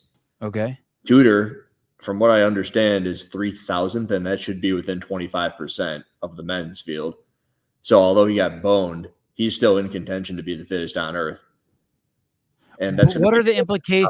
I just want to know what's the fallout of them not checking and penalizing everyone. That just this time next year, everyone knows it's free game. You're just right. So, but it just means your ranking doesn't matter. It's just another doesn't matter. We already knew it didn't matter, but now it really doesn't matter. Yeah, it's wow. Hey, remember when people were giving you a hard time for like not putting your score in, or for like the submission being bits and pieces? You put in more of a video than the freaking winner of the event did. Wow. Can you believe that? Wow. Hey, so your 30-second snippet where you're like just barely rowing. Let's pretend you cheated. What should CrossFit say? Let's say they like this outcome. Right? Let's say this is the outcome. You think they do? But I'm just saying, no, I don't think they do actually. But let's say they do. What do they need? What would they say? Hey guys, just so you know, we roughly want the top 25%. It's going to get a little fuzzy at the bottom. What we are very curious about those is if you're the winner and you want to win, we're going to need a video to give you the money. But other than that, don't worry so much about your placement. As long as you're close enough in that 25% range, you will be going to quarterfinals. Like, you know how like someone in our, you know, like Will Brandstetter will be like, hey, I'm 19,000th in the world, or you'll be like, hey, I'm 22,000th in the world, or whatever. Like those numbers don't really matter. Those are just rough. Those aren't even close to precise now. Now we know that. Because not everyone's playing by the same rules. Based upon my video, when I grabbed 30 videos, I only looked at 40. 75% of them had something wrong with it. Now just stretch that number, which is rough, but let's just say half of the videos have something wrong with them. It's incredibly inaccurate. But what could they say that would cover their ass is what I'm saying. Because then that will give us a description of what we're looking at. Like, what could they say to it's what I did in the Nopen last year. You get a team. I had a team of 40 judges for the Nopen. Yeah. I gave them, I think it was like $200 each or something like that. They helped me out in my 3-week competition. And at the end of it, every score was valid. And I had 800 plus competitors. I understand that, but what could they say to justify what they've done? Like, let's say they're like, "Yep, we fucked up, but don't worry, like we fucked up." The actual fact, there's got to be. I don't think there's anything they can say at this point. Do you? I mean, it's something they would have already done. They already made the announcement. They sent the email out to everybody. Do you think there's anything they can say? I mean, they like I would just come like if someone said, "Hey, you said you were going to give away Paper Street Coffee $200 and you forgot and you didn't," I would be like, "Yep, I didn't." And then if they were like, "So you're going to give away 2 next week?" and I would be like, "No," and they'd be like, "That's fucked up," and I'd be like, "I agree, that is fucked up, but we're just not doing it." They could do that. Like, do you know what I mean? Like, what? Like, I mean, no one's gonna like it. But this, the dude. But at least there's transparency, or it's just like, you know what I mean? It's like, hey, we fucked up. We should have asked for videos.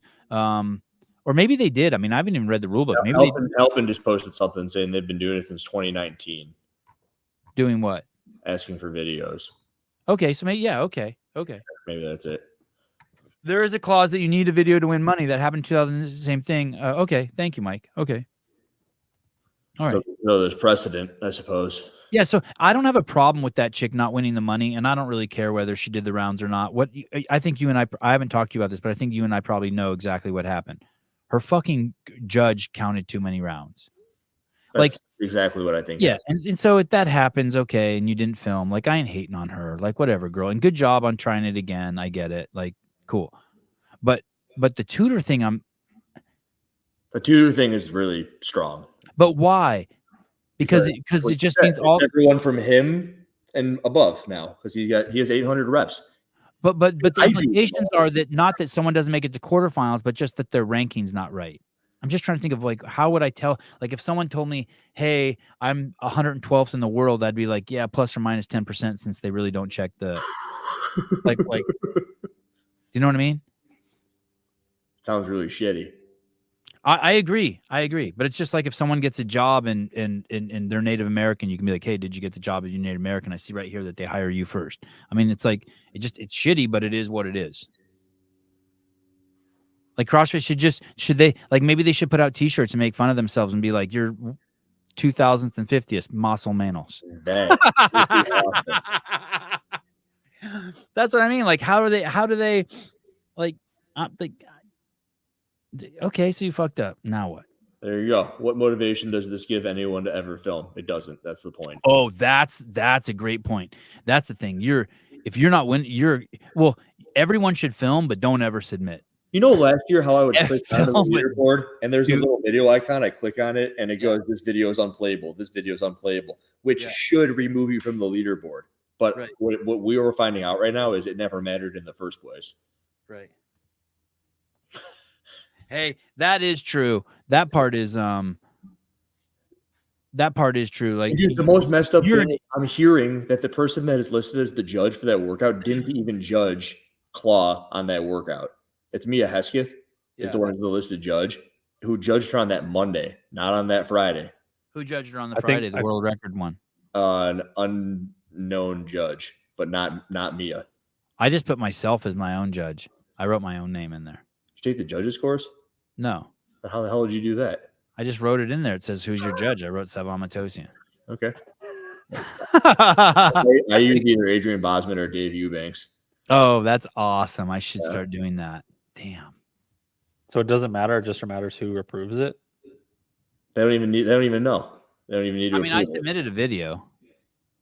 Hey, I told Alexis about this earlier, and she goes, "God, I was really looking forward to doing the Open next year, and now it just seems like it's such a joke." And then I'm like, I don't know if it matters to people like us, or to me. It doesn't matter to me. You see the other thing Helpin put up on Unknown and Knowable? It had something to do with the turnover rate. There was like 48. Oh, yeah, that's a little scary. Yeah, like no one who did it last year did it this year. Half of the people didn't re-sign up. And then I'm under the impression they bought signups. Dude, Susan and I came up with a great plan for next year's Open. You ready for this? We're gonna have a PDF on the Sevan Podcast website that's like printable. What? The printable thing for the affiliates? Yes. Yeah, I heard about that. And you're going to be able to print out a poster, and there's going to be a QR code for registration for the Open, and the poster will be like, you know what I mean? It'll be like, maybe we'll use you, Hiller, just to make it funny. Yes, it'll be you. I was going to say like some athlete, but let's make it you. It'll be you, okay? And you'll be doing like butterflies or something, or one of those crazy muscle ups where like you're like Supermaning, like the Annie Thor's daughter Superman. Yeah. Yeah. And then people can print the poster up, and then there'll be a QR code, so you can just tell everyone in your gym, hey, you put your phone there and you register for the Open, and then there'll be another QR code so you can register your score. Done. That'd be cool. Yeah, I'll be able to do one of those things first. We're going to kill next year. And we can write, hey, the Open might not be, we can even make fun of it. Your scores will be correct within 10 or 20%. Más o menos. And for those I like that. Más o menos. This isn't true either, Ortega. Oh, what did he say? Quarterfinals are what matter. Just do the Open and move on. But this is the weakest take of all time. The Open and move on is God. I mean, the coolest thing for me doing the Open is seeing how shitty I am, that I'm like in the bottom 5% of 50-year-olds. Dude, here's the thing. I really like that Chase calls it a fun run. I do. But when you do a fun run. He calls it a checkup. Doesn't he call it a checkup? He calls it that too. But Okay. well, maybe he didn't call it a fun run. I think he did. Chase, I see you're in the comments. Tell me if I'm wrong. But the checkup is correct. And if you go and run the Chicago Marathon, you know where you finish in order. Oh, I finished 10,402nd in the freaking Chicago Marathon. It's not más o menos 10%. Like you paid your money, you signed up, you ran the race, you know where you finished. You have a chip timer. Fun run, okay, yeah. And I like that. Like it's cool, but you still know like where you stood, and it is the test of fitness for a whole bunch of people. When I was very complicated, Andrew. This is very complicated. No, it's simple. When I ran the affiliate, I would have people sign up every year, and I did this on my show with the team the other day. I had my member, his name is Mark Capulong, and I go, look, you finished 50,000, then 35, then 34,000, and now you're at like the 20,000th mark, and you're getting fitter every year relative to your peers. That it shows that you're doing the right thing. Okay, let me ask you this: how many people need to have their videos looked at? Well, I would say probably roughly 500 to 1,000. The top 500 to 1,000. Okay, on both sides. So 2,000 videos. Yeah. Okay, so 2,000 videos need to be looked at, and the workout was 20 minutes. But let's say you can figure out most people's penalty in 5 minutes. So let's say 2,000 times. Let me get a calculator out. 2,000 times 5 minutes is what? 10,000 minutes. Is that right? 2,000. So it's 10,000 minutes. 1, 2, 3. Divided by 60. So we can figure. So that's 166 hours, and so we can get 10 people to spend 16 hours on that. God, that's it. Yeah. Did I do that right? Anyone? I mean, it sounds good to me. Okay, so 10 people can do this in let's say they work 5-hour days on it. So 10 people could do it in 3 days. So what you're saying is that CrossFit should go through the videos and be like, hey, sorry, we're not going to be able to do everyone, but we are going to try to get the top 1,000 in order, and we're going to go through and assess penalties. And they have a flat rate. They've already established. You don't need that transparency. You absolutely don't need that transparency. Okay, so they don't even say that. But they know they're doing 1,000. Well, then how do we know they haven't done it? Maybe we're just talking shit for no reason. Maybe they are doing it. What's today? Wednesday? They have until midnight tonight? Well, obviously they're not doing it because they released a press release. It is weird to put out a press release and just slam Tudor. It's messed up, man. They haven't done it in years past. They didn't do it on week 1. 0 scores were altered. Really, not 0. That's an absolute, but like a lot of scores have altered. What do you think of this? So helping. This is why you don't tell them, because what ends up happening is people know that they're checking scores, and by all freaking means, it's like it could be the top 1,000 set in stone, and then randomize people, like just check them and pluck them out, because then what happens is people are aware that they're plucking people off the leaderboard. Oh, you chose me. It's like a random drug test, but it's the easiest, cheapest random drug test ever. You think this chick's hot, Laura? Got a kid. What you can see from here, she's hot as fuck. Laura, Obviously not. Laura, what? I had to like zoom in. I like to open this year. It has allowed me to invite friends to do it with me who are not into CrossFit, and now they're interested in knowing more about it. Yeah, the workouts were genius. They just don't know where they finished. The workouts were great. Yeah, they did. Yeah, that's true. Asymmetric Gears. The Dave Caster is going to have a tough one next week. Maybe he will just take questions about Doug and guns. What do you think about this? Oh Lord. Yeah, what do you think about this? What is this? There's this product called X Endurance. Yeah, it's the horse pills, right? I don't know what it is. But they have Trista Smith. Oh, that's Trista Smith? I think it is. Yes, it is. They haven't tagged her, which is weird. Is she still in high school? Yes. Yeah, this is fucking weird, dude. Call me. Maybe I'm just old. What's weird? It's a girl who's in high school, sitting there with tape on her mouth, and it's number one rule. I don't know. I just think it's weird. I don't know. I don't even know how to process it. I thought maybe this was one of those sleeping with your mouth tape shut commercials, but it's not. No, it's for creatine. Is endurance is creatine? Rule number. Sells creatine. No, we're calling it Zendurance, like a xylophone. Yeah, Zendurance. Number one rule of extreme endurance: we don't talk about extreme endurance. I don't even understand. I don't. I know you're That's a Fight Club quote. It doesn't even make sense. Someone says, "What's her at?" Jeez. Oh, this only has how many? This only has 5 you want to know? You want to know what's nuts? It's an ad. Is that what is it that you were talking about today with people not liking to give you the time of day and making claims about you, or not like giving you that they weren't talking about you, but they were talking about you, like, they don't want to be associated with you, that sort of stuff. Yeah. But also there are companies out there. That's what Travis Mayer was doing. I like him, but like if I go on his show, it could get and then Max O'Hodge is like, "Hey, you're trying to give a pretty politically correct answer." I'm like, dude, all right, just say whatever you want to say. You mean that? Yeah. About this company now, because what about it? What do you think he thinks about this company? Who? Travis Mayer. That's a relative to like this. I don't think you've done. I don't know if they don't pay him, he probably doesn't think. If they don't pay him, he probably doesn't think much of him. I don't know this product. Second row in the middle. Is that Rachel? Here's the thing: if I'm Trista's agent, I don't let this go. I don't like this. I don't let this go. Homie, that agent set that up. Yeah, I don't. They're liked by Trista Smith.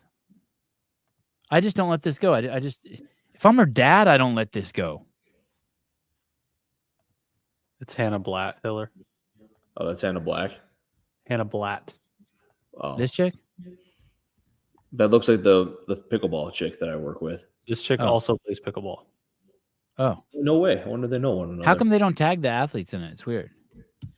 They don't want them to know they're using their pictures. Probably shows their tag. Oh. All right, here, wait. Keep that on her for a minute. Now tell me that chick doesn't look eerily similar to this chick. Yep, same. Come on, it's crazy. They both play pickleball. All right. They must have a type.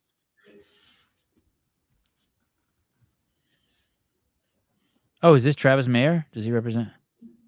Oh, that's Josh Bridges. Jesus, that's a horrible picture of Josh. My fucking God. Hold up.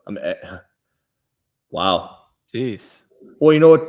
If we're being honest, Josh looks like he let himself go for a little while. He looks better now, much better now. Still can't stand up his deadlift now, but looks way better. Well, I wasn't suggesting that he looks fat or anything. It's just a horrible picture. Like, he looks chunky here. I don't like the way his butt looks in that. It's got it looks like he's wearing a diaper. Like that needs to be going into his crack a little bit. That's just a horrible picture. I guess these people don't care about the people they're repping. They don't want them. Oh, Fisa Goffey looks great. Okay, I like that. He looks adorable. There we go. Didn't Travis Mayer finish that first workout over 7 minutes? Yeah, he was like 1100th in the world. I gotta get by tomorrow. I gotta be completely back in love with Travis Mayer again. Oh, there's Trista again. Mayer, all right. Yeah, I'll fall back in love with him tonight. I'll fall back in love with him. Hey, this company, I just don't understand it. His endurance. I'm pissed that there's a picture of Danielle and I click on it and it's not Danielle. Oh, so she got tagged. Her God, overhead position is wild. our footage of her, is it like amazing, you think? Yeah. Her overhead, yeah. Fantastic, yeah. More pickleball. So this is not creatine. It's just, and from what I remember, there's giant pills. No, they have creatine. They have creatine JB. What But is they that? sell a bunch of other stuff. Oh, these are those people? Yeah. All right. My boy Josh Pitt. Anyway, I saw that and I was like, that just doesn't. I wish I could say more. I can't. I don't know how to process it, but I don't think it's good for. I don't think it's good for Trista. I don't like it. You wouldn't do it if you were her agent. No, slow roll. Be cool. Like just slow. She got fucking 5 or 10 years. Like do that when she's 28. Like whatever that picture was. Like just chill. Just show her hanging out with some friends driving a fucking pickup truck. Like it's cool. Like, hey, like if you want to do your news show, don't just take her like a sponge and just start just like, you know what I mean? Like don't rinse every last bit out of her already. Like be speaking of patient. rinsing every last bit out of her. Hey guys. We can't be on here if Hiller's on here. Oh, all right. I understand. I'm hurt. I'm hurt. Okay. I understand. I got my first Hiller video. Oh, nah. Bring Hiller back. I did that to myself. All right. If that's the worst thing he can say about me, it's a good thing. Oh, yeah. You got no rep to fuck. Oh my goodness. Hey, dude, but you were of the people I was looking at least you cleaned it up right away. Me? You. No, Dylan. Yeah. Oh, yeah. I'm on it. I'm top of it. Yeah. To be fair, I didn't even know about the head rule. So I was No like, one did. CrossFit doesn't know about the head rule, dude. Yeah. CrossFit doesn't know. Hey, we just came from dinner with CrossFit. So Hey, tell us. Describe the scene to me. Where are you guys at? Is that your husband? this is my husband, Dylan. Okay. What are you guys doing? Where are you? What's going on? So today we had athlete check-in and I had interviews, did a little workout at Proven, had lunch with DB, and then we had an athlete dinner. Well, not really even an athlete dinner. Danielle Brandon's there? Danielle Brandon's here. Yeah, she said keep bugging her and she might come back on. Oh, awesome. Did she really say that? Or are you making that up to make me feel good? I'm making that up. What did that say about Tudor? That he now knows about the head rule. He's the only one who knows. My arm is tired. Hey, well, I wonder why they didn't ask her to do it. I wonder if it's because she talked shit about the week about the workouts being shitty. I wonder if that's why. When I found out what I found out, the first thing I said was, can we do DB? And then I called DB and was like, tell your manager, whoever, do it with me. Yeah. But we don't get to choose. So I tried to fight for DB, but it didn't happen. So you get a call saying, hey, Tia can't, her wrist isn't healed? So this is what happens. Let me set the scene. Dylan's done 24.2 3 times. He's in the middle of 24.2 fourth attempt. Okay. And literally as he's doing double unders, I look at my phone and I'm getting a phone call from Tia Toomey. And I don't answer it because me counting Dylan's double unders of 24.2 is important. I needed her. I can't count my own dubs. So long story short, he finishes the workout. I call her back and she basically just is super, super respectful and apologizes that. How sweet that she called you. How sweet. Isn't that nice? So the first person I found out was from her, a direct phone call, which is very respectful. And she just said, like, I'm gutted, but like, I'm not going to compete against you. I'm not going to do it if I'm not my best. So like, hopefully we'll have another chance. Hey, I respect that too, because the debacle in week 1 was just stupid watching them just work out like regular people work out too. And you wouldn't have had fun and no one would have had fun watching her like limp through it. Yeah, exactly. Did she get her golden barbell? Does he just win it now? I hope so, but I don't think so. Has she conceded the golden barbell to you? No, I wish. But okay, so what day is that she tells you that? She tells me that on Monday. Okay. And so they're giving the courtesy of tell the athletes first and let you guys talk and like everyone just be cool. Yeah, so Monday I found out, and then Monday I knew what Thursday was going to look like. So they resolved it pretty quickly. So you knew that you were going to go against Sydney Wells right away? Yes, by Monday night. Originally, okay. it was just going to be Roman. Oh, And then Roman's they, got nothing. Yeah. So now it's a group of 4. okay. So we're gonna make it fun tomorrow. Throw down. And so and Danielle lives near there. Yeah, she's probably 10 minutes away from Proven's facility. yeah, Okay. super close. So she was invited. Was she invited there, or did she crash the party? Tonight, She was invited. she was invited by somebody, but I'm not gonna say who. But she All was right. invited. All right. Yeah, but we did. We worked out in her garage last night. Did you tell Bryce? You know she only works out in garages. Hey, so You know what? Here's some. Sorry, real quick, Savon. Yeah, go. Athlete media. They asked me a bunch of random questions today, and they're like, "What's one thing people don't know about you, but you want them to?" And I was like, "Well, a lot of people don't know I work out in my garage." Everyone knows that. It was funny, and then I laughed. I don't know if they understood it, but They probably didn't get it. I understood it. Everybody knows They should know. exactly what you were talking about. It was funny. Hey, how about your training partner, Joel? Yeah, he's gonna be here tomorrow. Oh my God, that's so cool. So I got him. Hopefully he can get in. I put his name on the list of people who can get in. Yeah, Dylan will make sure he gets in.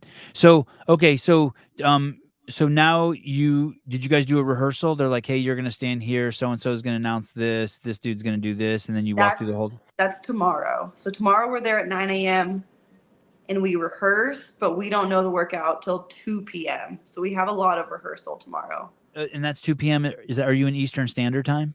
We're in Central Time. Central Time. Okay, so that's noon for us. Oh, it doesn't go till noon tomorrow? Yeah. Actually, I think the community workout goes first, right? So they'll release it. A community group, I believe, will go, and then we'll go. God, I hope they don't make us watch that. Oh, they You'll will. have to. No, I can't. Dylan's partaking in it, dude. Are you partaking in it, Dylan? Arielle tried to get me into it against Shane, but I was too scared. Yeah, smart. Homie. We Nah, only they- beat him on the 4th try. Huh? Yeah. You're not wrong. I was like, we got to do this 4 more times, and then I'll beat him. Hey, we're going to take an average of all the scores, and that's the score. will the community people do 24.3? They will. They're going to do the workout first, so I think they'll announce it. Yeah. They'll do the workout first, and then the elites will go. Okay. And so do you guys all 4 go at the same time, or do you just go against Sydney by yourself? I'm assuming we all go at the same time, but like those type of specifics, they haven't told us anything. And it's at the Proven Gym. Yeah, it's beautiful. That's a nice facility. Did you see Gabe, Paper Street Coffee? No, when we got there, I didn't even get a Paper Street coffee this morning. They weren't there yet. Oh, so tomorrow. Is the coffee shop set up yet? It's not set up either. Oh, interesting. Okay. So the gym's still under construction a little bit. I would say the only thing they're lacking is the Paper Street coffee. Okay. Big lacking. Arielle, when you get the call, who calls you? How do you get the invite to do the open? How's that go down? Have you ever done one before? No, and it's been a huge bucket list thing. So I actually got an email maybe the night before we left for Wadapalooza, and I was freaking out. I was like, Dylan, look at this email. But I was supposed to be in week 1. It was supposed to be me. There's supposed to be 6 of us. And then basically something didn't happen. And then they call me a random Wednesday and was like, hey, this fell through. Would you be open to doing it against Tia in the final week? And they're like, you don't have to say yes. We know that's a big deal and it's intimidating. And I was like, oh, absolutely. Final week. Wait. They say that? Yeah. They're like, you don't have to say yes right now. Listen. I mean, it is intimidating, but it's amazing. Like the opportunity itself is amazing. You just triggered him. He's triggered. He stays triggered. We've lost Sevon. He's stewing. Come on, bro. You're talking about this 6-time fittest woman on earth. Listen, it's not anyone's job to project anything onto Arielle except she's fucking the greatest. Listen. No. She's the fittest woman in America. You fucking invite her. You're not like, hey, listen. You want to do the open? Got some bad news for you. You're going against Tia, you get the shit beat out of you. Like, shut the fuck up. I don't take That's it the that bad way. news for you. Well, you're better than me because that's just horrible. That's like, hey, I was at some lady's bedside one time when she was giving birth. She was at the hospital, and we took her to the hospital and we're there. No, it wasn't my wife. And this doctor walks in, okay, and he says this to her. He goes, "Oh my God," he goes, "I've been here 2 months and I haven't seen a live birth yet, just cesareans. I hope we get a live birth today." I'm like, are you out of your fucking mind? Jinxed it. And that's how I just like, dude, you're a fucking professional athlete. Like, can you imagine like saying that like to a UFC fighter? I don't know. Listen, you beat Tia in a workout at the fucking games. Savon, I beat her once out of 33 different workouts. And on the first 2 open workouts, I believe. Okay, well, you're more On humble my than me. second I just Second try. Come on, bro. We're a family of 4 or 5 It's tries. okay, Savon. You don't have to be mad because I wasn't offended, so you don't have to be offended. Yeah, and I don't mean to talk you into being offended. Good, you're a bigger person than me. I just, I just would glorify both of you. Oh, that's how I do it. Yeah. No, I got it. Go ahead. If I'm gonna fight a gorilla, I don't want to know beforehand. They're like, "Hey, Hiller, we're gonna give you $1 million to fight this thing," and there's a giant wall, and I'm like, "Yeah, I'll do it. $1 million." They drop the wall, and it's a gorilla. I'm like, "You weren't gonna tell me it's a gorilla?" And the crowd's cheering. You are fucked. You are fucked. I'm like, "Oh, okay, yeah, I would have liked to have known." So I mean, at least Hey, I'm gonna fight the gorilla. Yeah. You think they told Sydney Wells? You think they're like, "Hey, listen, you have no business being here. Ariel's about to kick the shit out of you." They probably did. I mean, I'm super excited for Sydney, but like, hey, like, that. She now all of a sudden it went from you being maybe worried about Tia to like, holy shit, Sydney Wells is like, I mean, what Sydney's done is fucking remarkable. How fast she's made it to the games and all that shit. But she got to go up against fittest woman in the world. I mean, fittest woman in America. It's like, oh shit. I mean, have a feeling though it's all of us. So the thing that sucks is I'm competing against the guys as well for the golden barbell. And in my opinion, guys are fitter. Like if you look relative open scores, the guys are always going to be a little bit better, in my opinion. Except for Tia. That's right. Let's be honest. My goal is to come home with the golden barbell. I don't care who I beat. That thing is just sweet. I thought you were going to say come home with Dylan. He's coming home regardless. Yeah, regardless. That's already in the bag. She takes you for granted, buddy. Joel Soto. Joel Soto. What's up, baby? That's the Ariel's training partner. Thank you. Joel. Thank you. Yeah. Yeah. Paper Street Coffee, Gabe. We're set up now. Okay, good. Sweet. Ready for some coffee. I know. I'm excited. We're addicted. Okay, so what about Tia's wrist? We've known it's been hurt for a while. She's been very clear about it. She's been wearing that little wrist brace. Did you get a chance to talk to her about it? Like, how is she doing? She bummed? She's really bummed, actually. She said she was like really gutted whenever. Yeah. She even said it wasn't her decision. Basically, she was like, hey, these movements hurt it. And Dave was like, you're not doing it, supposedly. So she said she was really, really sad because she wanted to do one. And I mean, it's at her facility. Home field, like of course she wanted to promote her thing. What if she can't pull her shit together for the games? I don't know. It's gonna pull her out of the games too. What? You think it's gonna pull her out of the games? No, Dave. They'll shoot it up. They'll shoot it up with some drugs or something and numb it, and she got to go. What? What'd you say? They'll shoot it up with some drugs and make it numb so she can go. You can't do that, homie. You can't? Can't take? No. You can't? Oh. No. Oh. What about cortisone shot? Can you do that? Yeah, check. Yeah. I think you actually can. Have it approved. Yeah. I don't know. TEF. That's right. Medical exemption, right? Therapeutic use. TUF. Yep. You can only do the California peptides, hormones. Yeah, right. Yeah, thank you. Peptides approved by CrossFit. Yeah. Hey, Savannah, you excited for tomorrow? For what? The show? Oh no, Friday. Yours is Friday. Oh, I'm so excited. You've been getting a lot of people talking about it. Yeah, dude, it's been awesome. We've enjoyed both of those super. Last week, when Hopper was on the rower 5 seconds before, epic. Oh, the shoes. Oh, You know who sent me my firstborn primitive gear ever? Arielle Loewen. Arielle Loewen. Hey, look, Arielle, I'm wearing the Born Oh. Primitive pants you sent me. They're beautiful. Yeah. Killer, right? I'm glad they're not the leggings. I see you do workouts in leggings sometimes. Yeah, those are just but long underwear. Those are just Amazon. Yeah, those are. I approve of the joggers. Hey, we watched you do 24.1, or I watched you do 24.1. Thank you. Thank you. Yeah, you crushed it. I hope that was painful for you. You just came out a little too hot. You should have opened up those dumbbells a little sooner. He literally said he did 12, and then he stopped, and he did 1 rep, and then he stopped again. If you would have done it 3 more times, you would have probably got a better score. You're right. You always do. Trust me, I know. Arielle, when are you ready for tomorrow? Like, where are you in your training? Is this like when you see it's the Open? And you're gonna do it live in front of the world? Do you tighten up some shit, or you're like, okay, I should change my diet a little bit, or I should take a little more rest here before? Or like, do you prep for it a little different, like it's game day shit? No, this week is actually my deload week, so I'm not doing any lifting this week. I'm going into it wanting to do my best tomorrow, of course. But as of right now, I'm 100% redoing it on Sunday, and I don't even know the workout. So, like, I'm definitely going into it with, like, let's make this fun, make the best of it. But in all honesty, I'm trying to be top 5 in the Open. So I'm going to do what I need to by the end of the weekend to hopefully be there.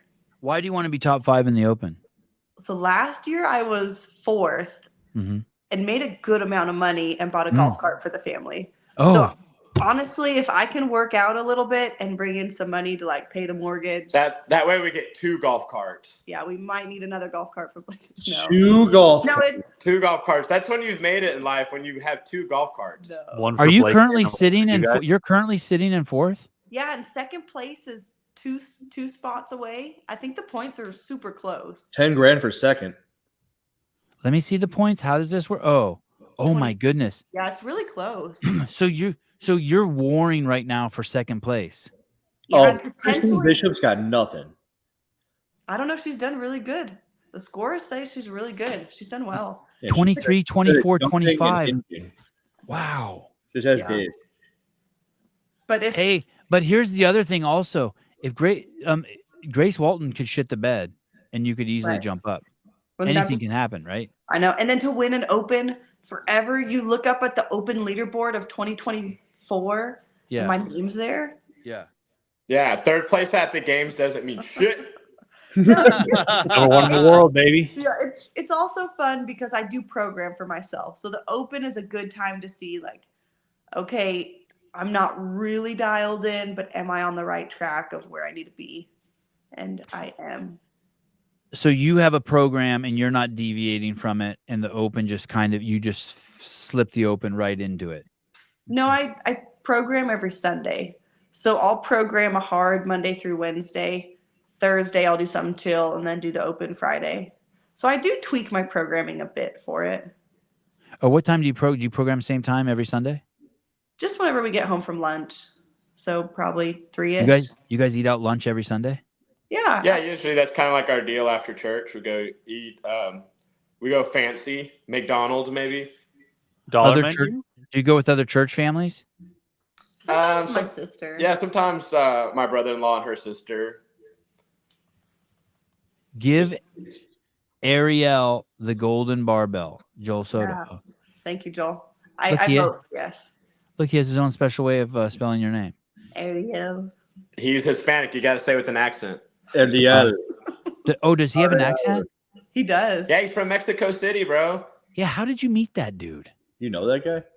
Yeah, that's Ariel's training partner. Yeah, that's my training partner. Oh, You haven't seen this garage. dude? Yeah. you Hey, told me dude, he's about the most unique training partner anyone has, any games athlete has. He's awesome. How did you meet him? Church? No, I was at an affiliate. I was at a gym and he was at a gym. And we worked out. At first, he came up to me and he's like, hey, you've made it to the games. Can I just see your programming so I can do it in the corner by myself? And I was like, no, I'm always looking for people to jump in. Like, come work out with me. And then we just started working out together. And then I built the home gym and loved it. So then one day he was like, are you going to come back to the gym? And I was like, no, you want to come work out in the home gym with me? and then it's been that way ever since. Shows up every day. He's Hispanic? He's Hispanic, and he's what I call fat. Free, available, and teachable. Oh. FAT. Franco Dubac, he was her gardener. Seems very yeah, he cuts the grass when we're gone. hey, you can't bucket all the Hispanics and No. they're all gardeners. No, but he's the type, like if we're running 400s, Yeah. he'll rest, do what he needs to so we can run 400s together and keep the same pace. So like he's very much like, I just want to be healthy and I'll do whatever I have to do to push you. God, how fun. How Isn't that cool for fun? him. Yeah. No. Yeah, The dream though is to one day I become so successful, Dylan can get rid of his business, and then I have Joel and Dylan as my training partners. Yeah. Wow. And then I push Arielle to be number 1 in the world. Dylan, do you have that in you? You think you'd be a good training partner for your wife?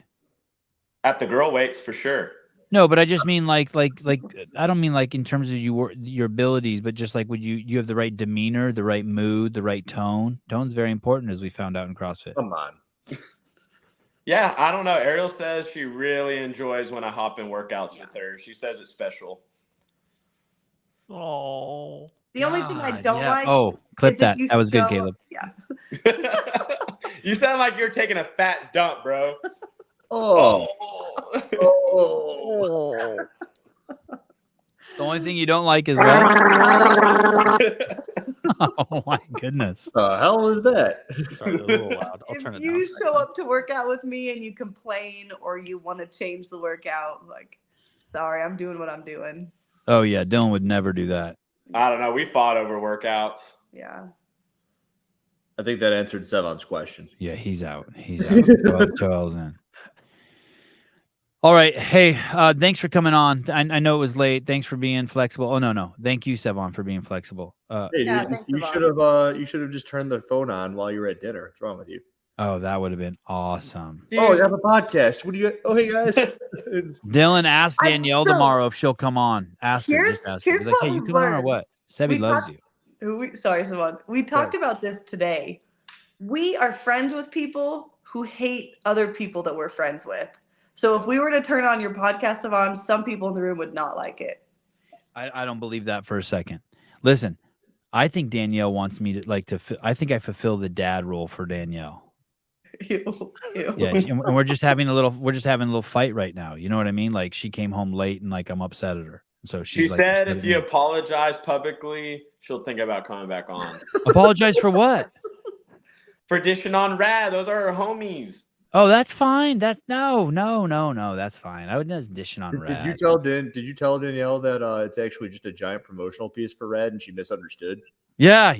She doesn't understand how marketing works. Is the number 1 marketing guy in the history of the universe. Come on. Listen. Come on, Savon, say it right now, and I'll show her this clip tomorrow, and then y'all make up. Dear Danielle, I apologize that a company that's built around a brand instead of a product has picked you up and stolen your soul. Nope, that's not going to work, Savon. Not gonna work. Yeah, that did not sound sincere. No, not at Danielle, all. come home to daddy. I mean, listen, I put clean sheets on the bed. There's some porridge on the stove. Your brother's coming home tonight. We can play some Atari on the TV, just like the good old days. It'll be People fun. don't eat porridge anymore. Oh, How old are you? 51. When's your birthday? I didn't say anything mean to her. That's why I would apologize, but I didn't say anything mean about her. I love her. Okay, She's great. You don't have to apologize. She's great. Yeah. I didn't say anything mean about Rad either. It's just what it is. What it is. Do you have a shoe sponsor? Oh yeah. Are you still Born Primitive Athlete? For clothes, yes. And Yeah. then for shoes, tier. Oh, okay. Good on you. All right. What is it you said about building buildings the other day? You'd rather build the world's tallest building and then be known for it rather than having a goal to be known and then deciding to build a building. Yeah. Yeah. Wow, that was a lot. Good job. I did not follow that one bit. Yeah, That was whoa. Here was the only thing I was poking fun of Rad for playing the victim, and then I was poking fun of Rad because they were a brand before they were a shoe company, and I find that really bizarre. It's like, hey, let's start a nonprofit. Well, what do you want to support? I don't know. I just want to do a nonprofit. It doesn't make sense to me. Like I see myself as like I wasn't like, hey, I want a brand. What should I do? Oh, I'll make tooth powder. It was like, oh, I'm interested in tooth powder. Like I'm not the thing where the brand comes before the product is just weird to me. So I was just talking about that, and I don't think that's mean. Noble did the same thing, and I just think it's bizarre. It just shows that It just shows that maybe all you want is the money and you're not interested in excellence of the product. And that's not what I just don't, I find that funny. How's your toothpaste business? Fucking murdering. Hold up. It's not a paste, homie. I want to see. I I want to send you some. Yeah, we recently got some organic toothpaste, and we got to see if this is better. You will never leave if you use my tooth powder. You'll never use toothpaste again, ever. How do you use it? I don't understand the powder bit. You have the jar, beautiful jar, right? You open it up. You wet your toothbrush, and then you bang your toothbrush out on the side of the sink and the excess water, and then you dip it in there, and then you brush your teeth with it.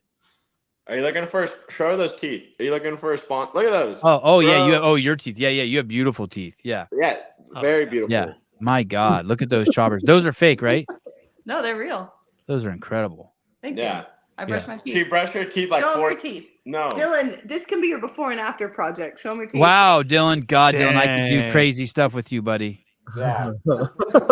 Change my life. I could change your life. You could change my life. Yeah. Okay, I'll for sure send you some. Dylan, will you send me her address? I will. Here's the thing. Do you guys think you would share a jar? That's the thing. Some couples don't like. On your Christmas card. You send me a Christmas card? Oh no. It's gonna be an Easter card pretty soon. Don't worry. Yeah. That was the only card she was excited about sending out. Listen, today I had my heart broken by Travis Mayer. Why? And because he had a chance to profess his love for me and he didn't. And so I'm discombobulated. Is that a word? Mm-hmm. Yeah, I'm discombobulated. Yeah. So yeah, but Christmas was months ago. That doesn't really work. So my memory's not working. I've been crying all afternoon. I'm a mess. So thank you. I apologize for my brain's not functioning well. I called him earlier and he was like, "Rah, rah, rah, rah." He's a mess. Sounds about right. That makes sense. Getting senile. But here's the thing. Here's the weird thing about the toothpick powder, though. So my whole family shares the same jar. Some people might not be. Some people might not be cool with that because your toothbrush, you get your toothbrush wet and then you bang it out. They'll probably share the same toothbrush too. We do actually. So that's fine. Fuck. Caleb, don't judge. Don't judge. I used to share a toothbrush with Travis Mayer. We've come a long way from there. No, you didn't. Y'all just smell it back and forth to each other? Yes, all that. Yeah, we didn't even take two. Yeah, 2 brushes each. We passed it. All right. Thank you guys for coming on. Good luck tomorrow. We're going to be cheering you on. Thank you. It sounds like the show starts at 11, and then the big guns, Arielle Loewen, Fittest Woman in America, goes at noon. That's right. Yeah, we'll be watching you Friday night. All right. Thank you, Dylan. Thank you. You were a good wingman for your. He was, dude. Yeah. Tonight at dinner, he sparked up so many conversations. Yeah, dude. I got to know Balls pretty well. He's a cool guy. Did you ever get caught staring at Danielle's boobs? Nah, we're homies. So you don't stare at homies' boobs? Nah, I only stare at these boobs. Okay. Smart. You're a good dude. Yeah. All right. Love you guys. See you tomorrow. Bye. Later, guys. Y'all have a good one. Bye. Bye, guys. So when he said that, I didn't know if he meant like he's allowed to stare at homie's boobs. Meaning you asked if he got caught, and he goes, no. And if I did, like, she's a homie. I like the way he looked at his wife's boobs. Just like the way he looks at her. Yeah. I like how he started showing off her teeth. Her teeth are nice. These teeth. I know. But yeah, these are great. Alexis, teeth. They're crazy. That would be if I sponsored her, which just sounds ridiculous, but it would be like a HWPO getting Mal O'Brien. Like I couldn't take any credit for it. You know what I mean? I'd just be like, no, it's just like, hey, like we brought in a fucking superstar and it's gonna win the games. I can't be like, hey, look what I did. Her teeth look amazing now. I mean, I'm just. You have to imagine they think of that, right? Or like, how don't people think about that? I mean, with the tooth thing, it's a little less obvious than the Mal O'Brien thing, if you ask me. But I could do something like, Arielle Loewen has amazing teeth, and although she would only trust the finest of tooth powders, she only trusts the finest of things to put in that mouth. Matoothian. That would work, to be honest. Okay. I don't think that there's. She was suggesting there were people there that didn't like the show. Was Elliot Simmons there? Is Jamie Green there? I promise. I promise you, tomorrow I'll be over this. I will never talk about it again. Oh, no, it's good. You'll bring her back next week. I don't even know if she was talking about this dinner tonight. Say that again. I don't even know if she was talking about the dinner that she was at. Yeah, she was saying if she would have played the show at the dinner or something, people would have been pissed or something. Oh, I heard that a little differently. Oh, okay. But you're probably right. Are we done with the show? I want to share something with you. Done. We got the people on. We talked about some stuff. Yeah. Okay. Look at this. This is I'm really into science now after this weekend. This doesn't look like it came from a science post. It is a science post. It's all real shit. You're gonna learn a lot here. So listen up. Do you know this? Do you know this guy? I love this. This is so good. Okay, here we go. The evolution of thumbs. Okay, here we go. 1,000 years ago, before humans had thumbs, men were expected to go out and hunt, right? And when they brought back food, the women would reward them with sex. But what if there was no woman? What if you were just some ugly dude with no game? You had to blow off steam somehow, right? You can't jerk off like this. That doesn't work. So over time, through evolution, men developed thumbs so that they could grip their shaft. Women didn't need thumbs. They could just do this. Wicka, wicka, wicka. Well, I'm a woman and I have thumbs. So why did we develop them?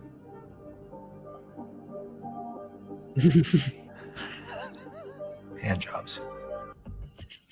I don't even know if he needed to say that. This is not a. This is. Oh, what happened? What happened? This is not a CrossFit show. Happy early birthday, Sevon. Thank you. I like appreciate it. So I just. Oh wait, where did Caleb go? Shit, what am I doing here?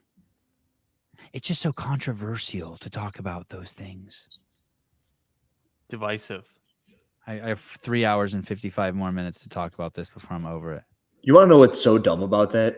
Like, if that's controversial, it's something that every dude, I think every dude's gone through a stage in life where they talked about it quite a bit.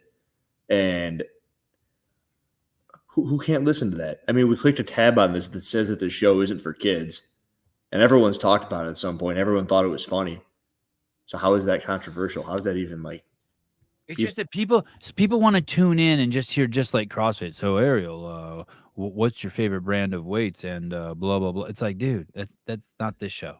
It's just like that's not this show. It's a surefire way to get This is a science show. Surefire way to get 100 views on a show.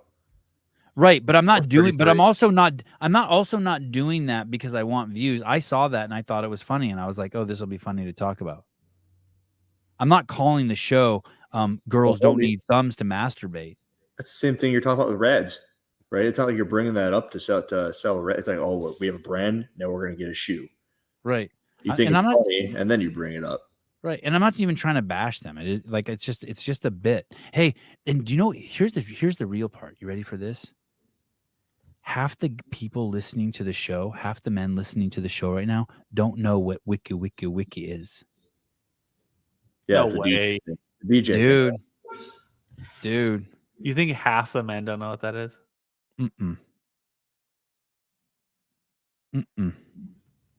They think they know. They think maybe they know. They know it's like, but they don't know. They haven't seen it. Come on. It's more like 2/3. 2/3 don't know. Yeah. I'm telling you.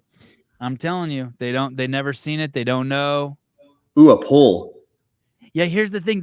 But some of them think they know, but they really don't know. They never seen like the wiki. They never seen the DJ working the records, spinning the records. Yeah, that is interesting. And so I think it's an educational piece. I think it's cool. I think it's like it's funny, but it's also like it's important. Like you need to know. Like your other needs to know how to wiki. They just need to know. Bernie Gannon looks like Tony Stark. I'm sorry. I have no idea what Sevon's talking about. I know. I love Bernie. Bernie's one of my favorite. Oh, look at Sleeky. I'd say it's like 90%. Yeah. But now you know. Now you can be like, what was that about? The wiki thing. Why don't girls need thumbs? What's this thing? This is Sevon knows he worked in the porn industry. Just for 2 days. That was, you talked about that the other day. That was funny. And so on one hand, yeah. On Dude, one hand, how pissed that guy was. I thought about that a little bit more. That dude who wanted you to edit his porn and you gave him like a movie, and he's like, "No, dude, what the hell?" What if I had to post? I should dig it out and post it to your YouTube tonight. It's like, oh my god, that would be awesome. That'd be so cool. That one would be funny. People are like, what the hell is this? And at the end of it, it's just your name, produced and edited by RB, does your Instagram story have to do with today's comments? Yes. Isn't that fascinating? I made that video last week. That's a very astute observation. I made that video last week, and then when I yeah, I made this video last week, and when I saw it, after I was done playing tennis and listening to shows, multitasking, wiki. I I was like, hey, I'm posting this video. Okay, here we go. Action. All of us as humans have this remarkable power to believe in other people. Choose those people you believe in wisely and give them all the energy you can. There's nothing more rewarding in life than believing in those around you and watching them run with it. All of us as humans. Yeah, so I just thought I have this group of people. I realized I realized it afterwards. I have this group of people. I mean, I have people around me who crazy believe in me, and I realized, oh wow, I've culled the herd. The people around me are people that like who use me the best. If you're not like just crazy using me, then I'm at my best when people are just crazy using me. Just utilizing is better. And I love that. So, and I've culled the herd. Like if for some reason, if I don't know, I guess there's a paradox there, an oxymoron, because on one hand I want to be used, but I need to see the person really getting the most out of it and running with it. So, yeah, we just thought about that today. I was like, man. And when I don't see someone doing that, I sort of start to gravitate away from them. I start to move away from them. I just like, it's not, I don't want to put energy. I don't want to put energy into that. When you don't see people using you. Yeah. Like if everything I give to Colton, he gives me back. Let's use him as an example. Everything I give to Colton, he gives me back. Everything I give to Tyson, he gives me back. Like there's just people around me. Everything I give to Caleb, he gives me back. Everything I give to you, you give me back. There's this, and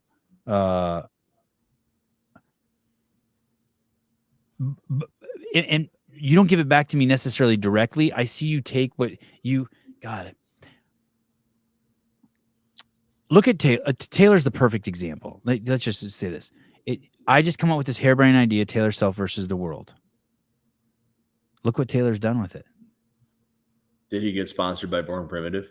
I don't know, but he's everyone knows now. There's this, like you suspected, there's this monster Taylor Self, but now everyone's seen it. And anyone who was like, man, he's a loudmouth braggadocious douche is like, nope, nope. That's just, you know what I mean? Like he ran with it. He took that opportunity to show the fucking, like he had the stage. We didn't know what he was going to do with it or not. And he fucking shown up every week. All right. So that's an example. Savage. Yeah. Do we have an example of maybe someone who didn't use it or like use you? Because you're saying Taylor kind of used you here, right? Are you maybe Daniel? Maybe Daniel Brandon doesn't use you. Is that? No. I don't know. No. That it's people like that. I have. It's people. I can just use examples. So my wife and my mom really believe in me, and they never do anything to like slow me down. And my sister, like they don't, and they totally could. You know what I mean? They could say things. They could put demands on me. They could ask me things. They could be. They could be.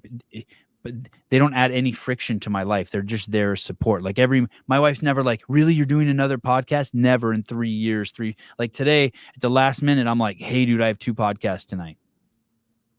And I'm like, can you take the boys? And she's like, no problem. Like, so, and then I take, so since they give to me, I run with it. I make sure I do the show. I do it the best I can. I stay on longer for Arielle. I ask Andrew, Caleb's here. You know what I mean? I do the best with it. I run with it. I make the best show because I know someone else is believing in me. It's like that. You know what I mean? Here's another thing I learned from being homeless. Never ask people for shit. No one wants to be around anyone who's taxing the system. Never.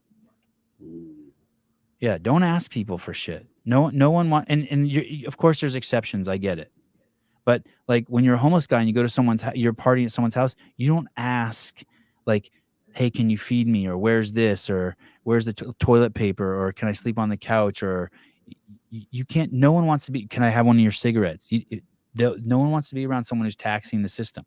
It's either yes, and you actually wanted to, and you would have offered it in the first place. Yeah.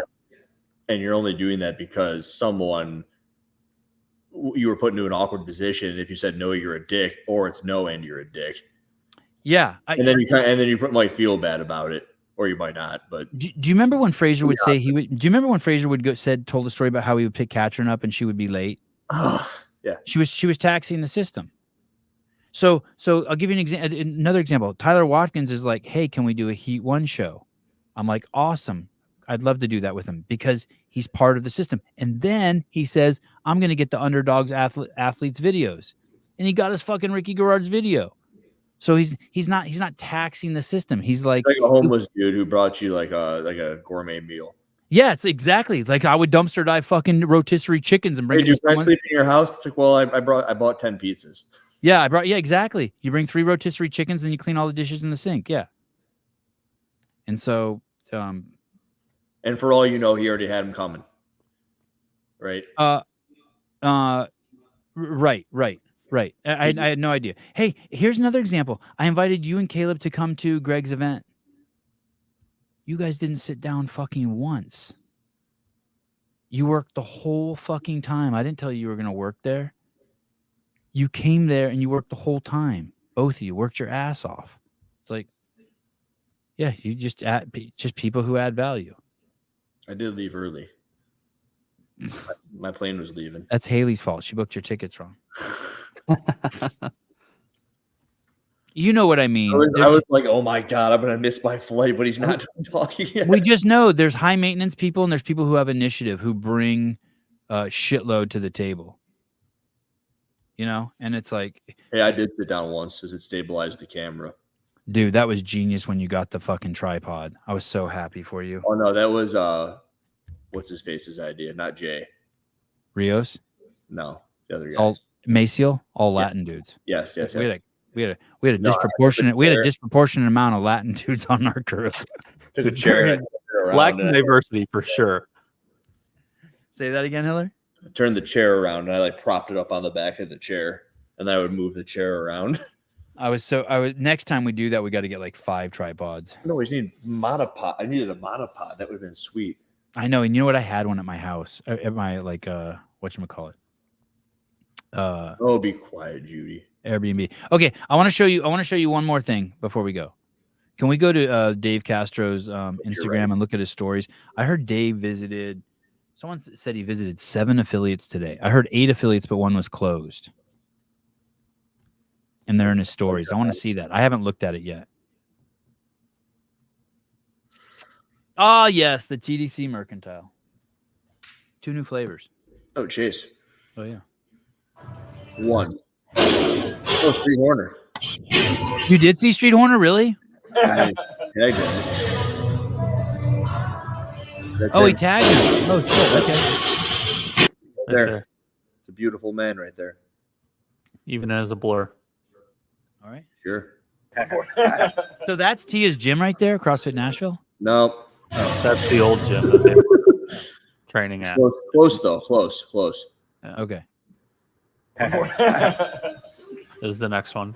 CrossFit Rising Sun. Okay. What Oh, that's a nice gym too. Wow, that's beautiful. Yeah. You got hurt, huh? That's a cool name. Memes. Oh, I see the CF. I thought it said that. Oh, that's Rob Forte's gym? Probably not.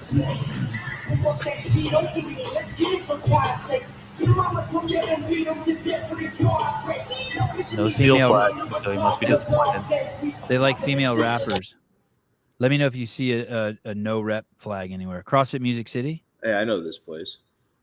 I don't know how I know it. I just know No it. pressure.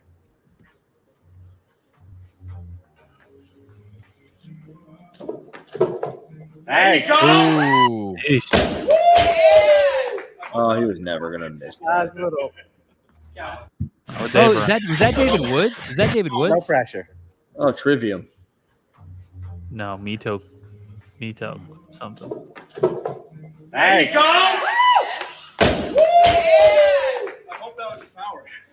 Little.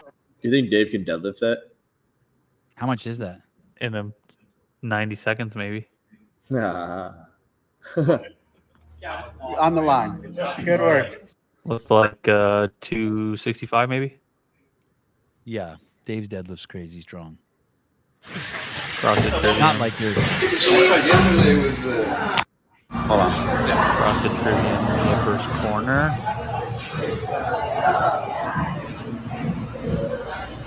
Do you work out at all of them, you think? Oh, Nippers Corner? Racist, did you see that? Hold on. Nippers What does that mean? Corner. What? Nippers Corner? Yeah. Wow. What does that mean? That's a derogatory term for Asians. That's where all the Asians have to work out in that corner. No, dude, I think it's another branch of CrossFit Tribune. Listen, I know what a nipper is, and that's Nipper's Corner. Urban Dictionary. Just telling you. I kind of like it. Hey, listen, what if that said like I don't know, pick any other racial epithet. Epithet? Earlier today, Greg said the word kike. Ah, yes. What if that said Kike's Corner? That'd be sweet. The Jews over here so did he go to 7 affiliates? Is that what we found out? Yep. Looks like it. If you see me lean over like this, I'm farting. I'm like letting it out. I've never heard of Nipper. In the military, it's like non-secure network. Oh, is it? Yeah. It's a dumb fact for you. There you go. Is kike a bad word? Kike's a bad word too. Is nipper a bad word? Nipper's a bad word. I mean, really? Yeah, nipper. That's what you call it. It's like if you said, "Hey, a kike, that kike didn't give me my change." That means like the Jew didn't give you his money back. Or if you say that nipper cut me off, that means like an Asian person cut you off. You like how I'm working in like that? You know, how, like you like how I'm working in the. Yeah. Yes, totally uncool. Hey, careful, Mikey Swoosh is gonna clip those and get you in trouble. That's fine. I don't care. It's just I'm not worried. I'm not worried about my brand. And then it's gonna get you sent. Yeah. I'm not worried about my brand. We should pull up a giant list of those. I'm not making that up. That's not the fuck it.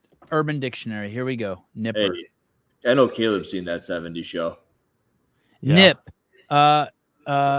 A sharp pinch or squeeze. Oh shit. Slang. Oh, it's anti-Japanese sentiment. It's a slur dating back to the height of the anti-Japanese sentiment, especially after World War II.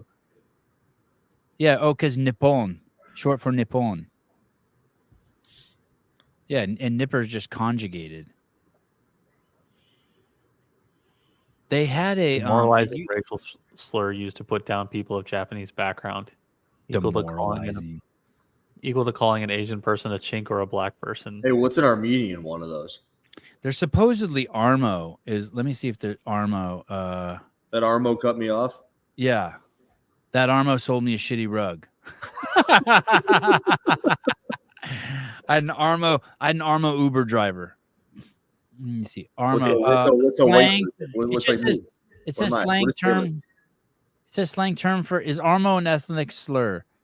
No, I guess maybe there isn't. Like, What can maybe you it's call? What's one for Caleb? just Whitey. Oh,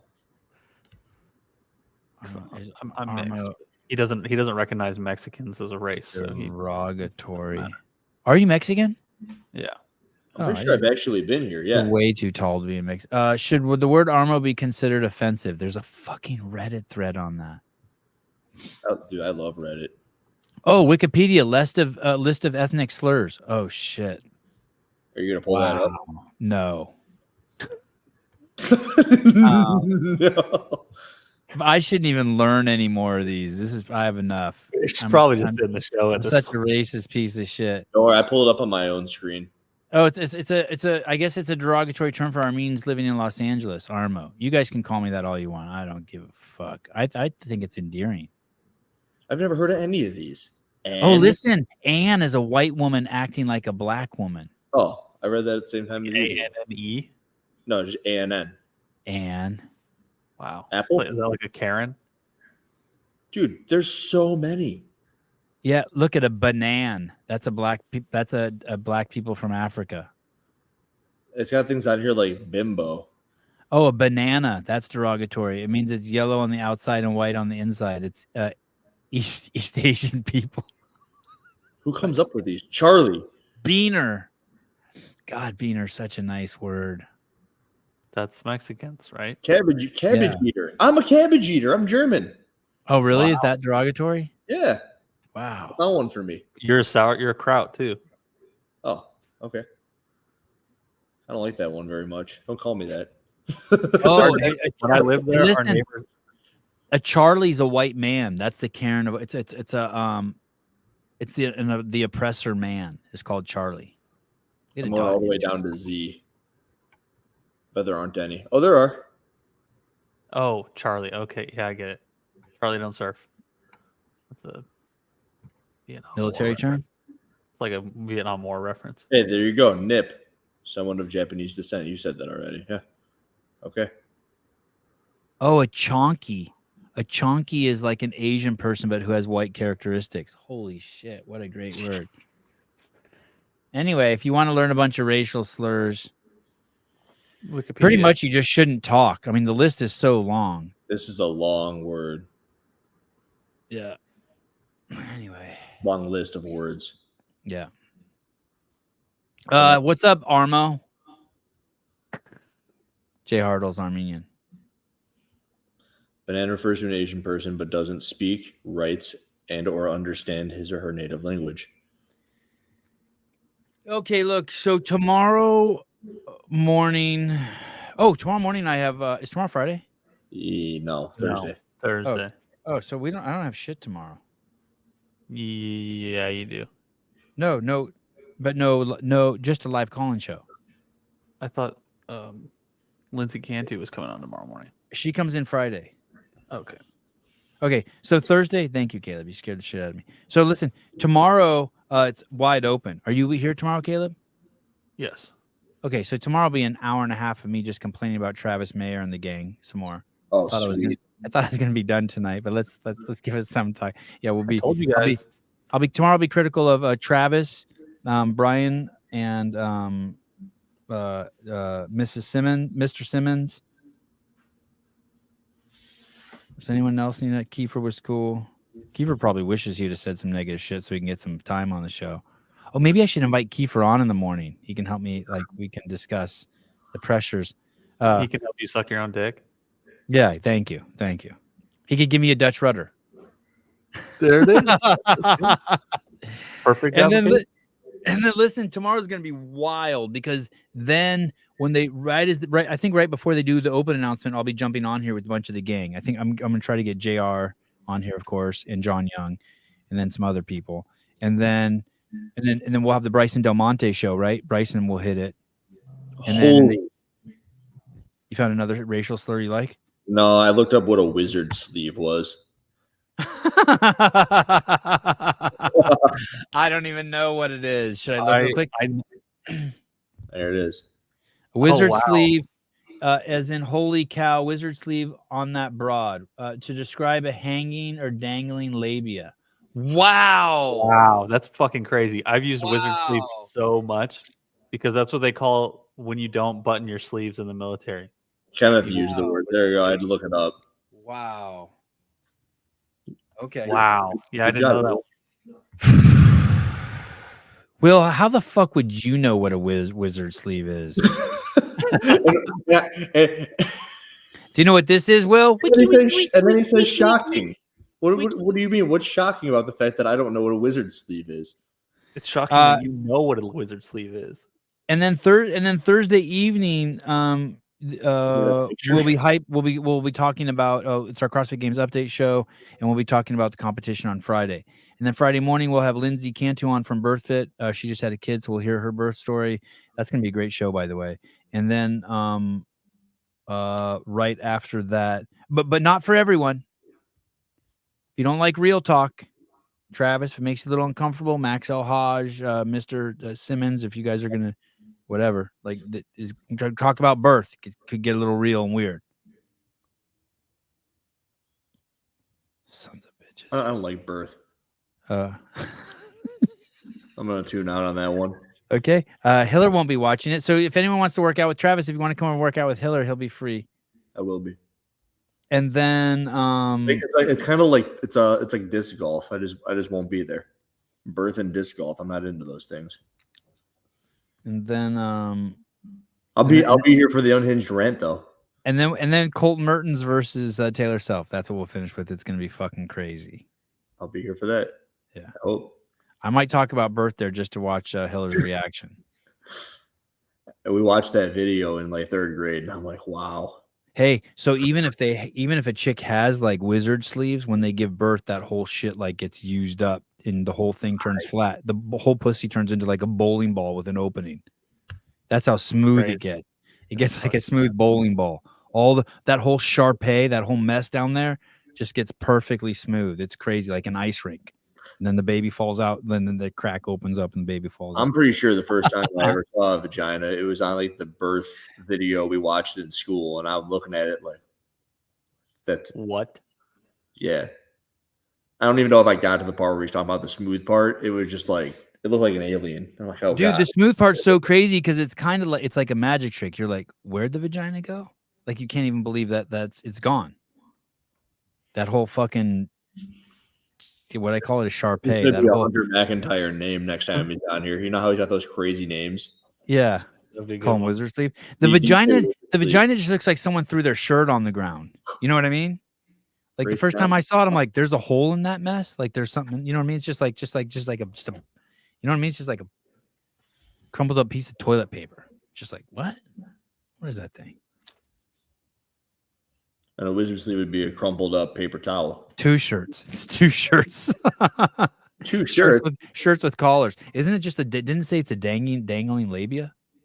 Yeah. Yeah, if you got a giant labia. Giant. All right, guys. Well, the science show is over. Thank you, everyone, for coming on. Hiller, thank you. Caleb, thanks for staying up late. Bye-bye.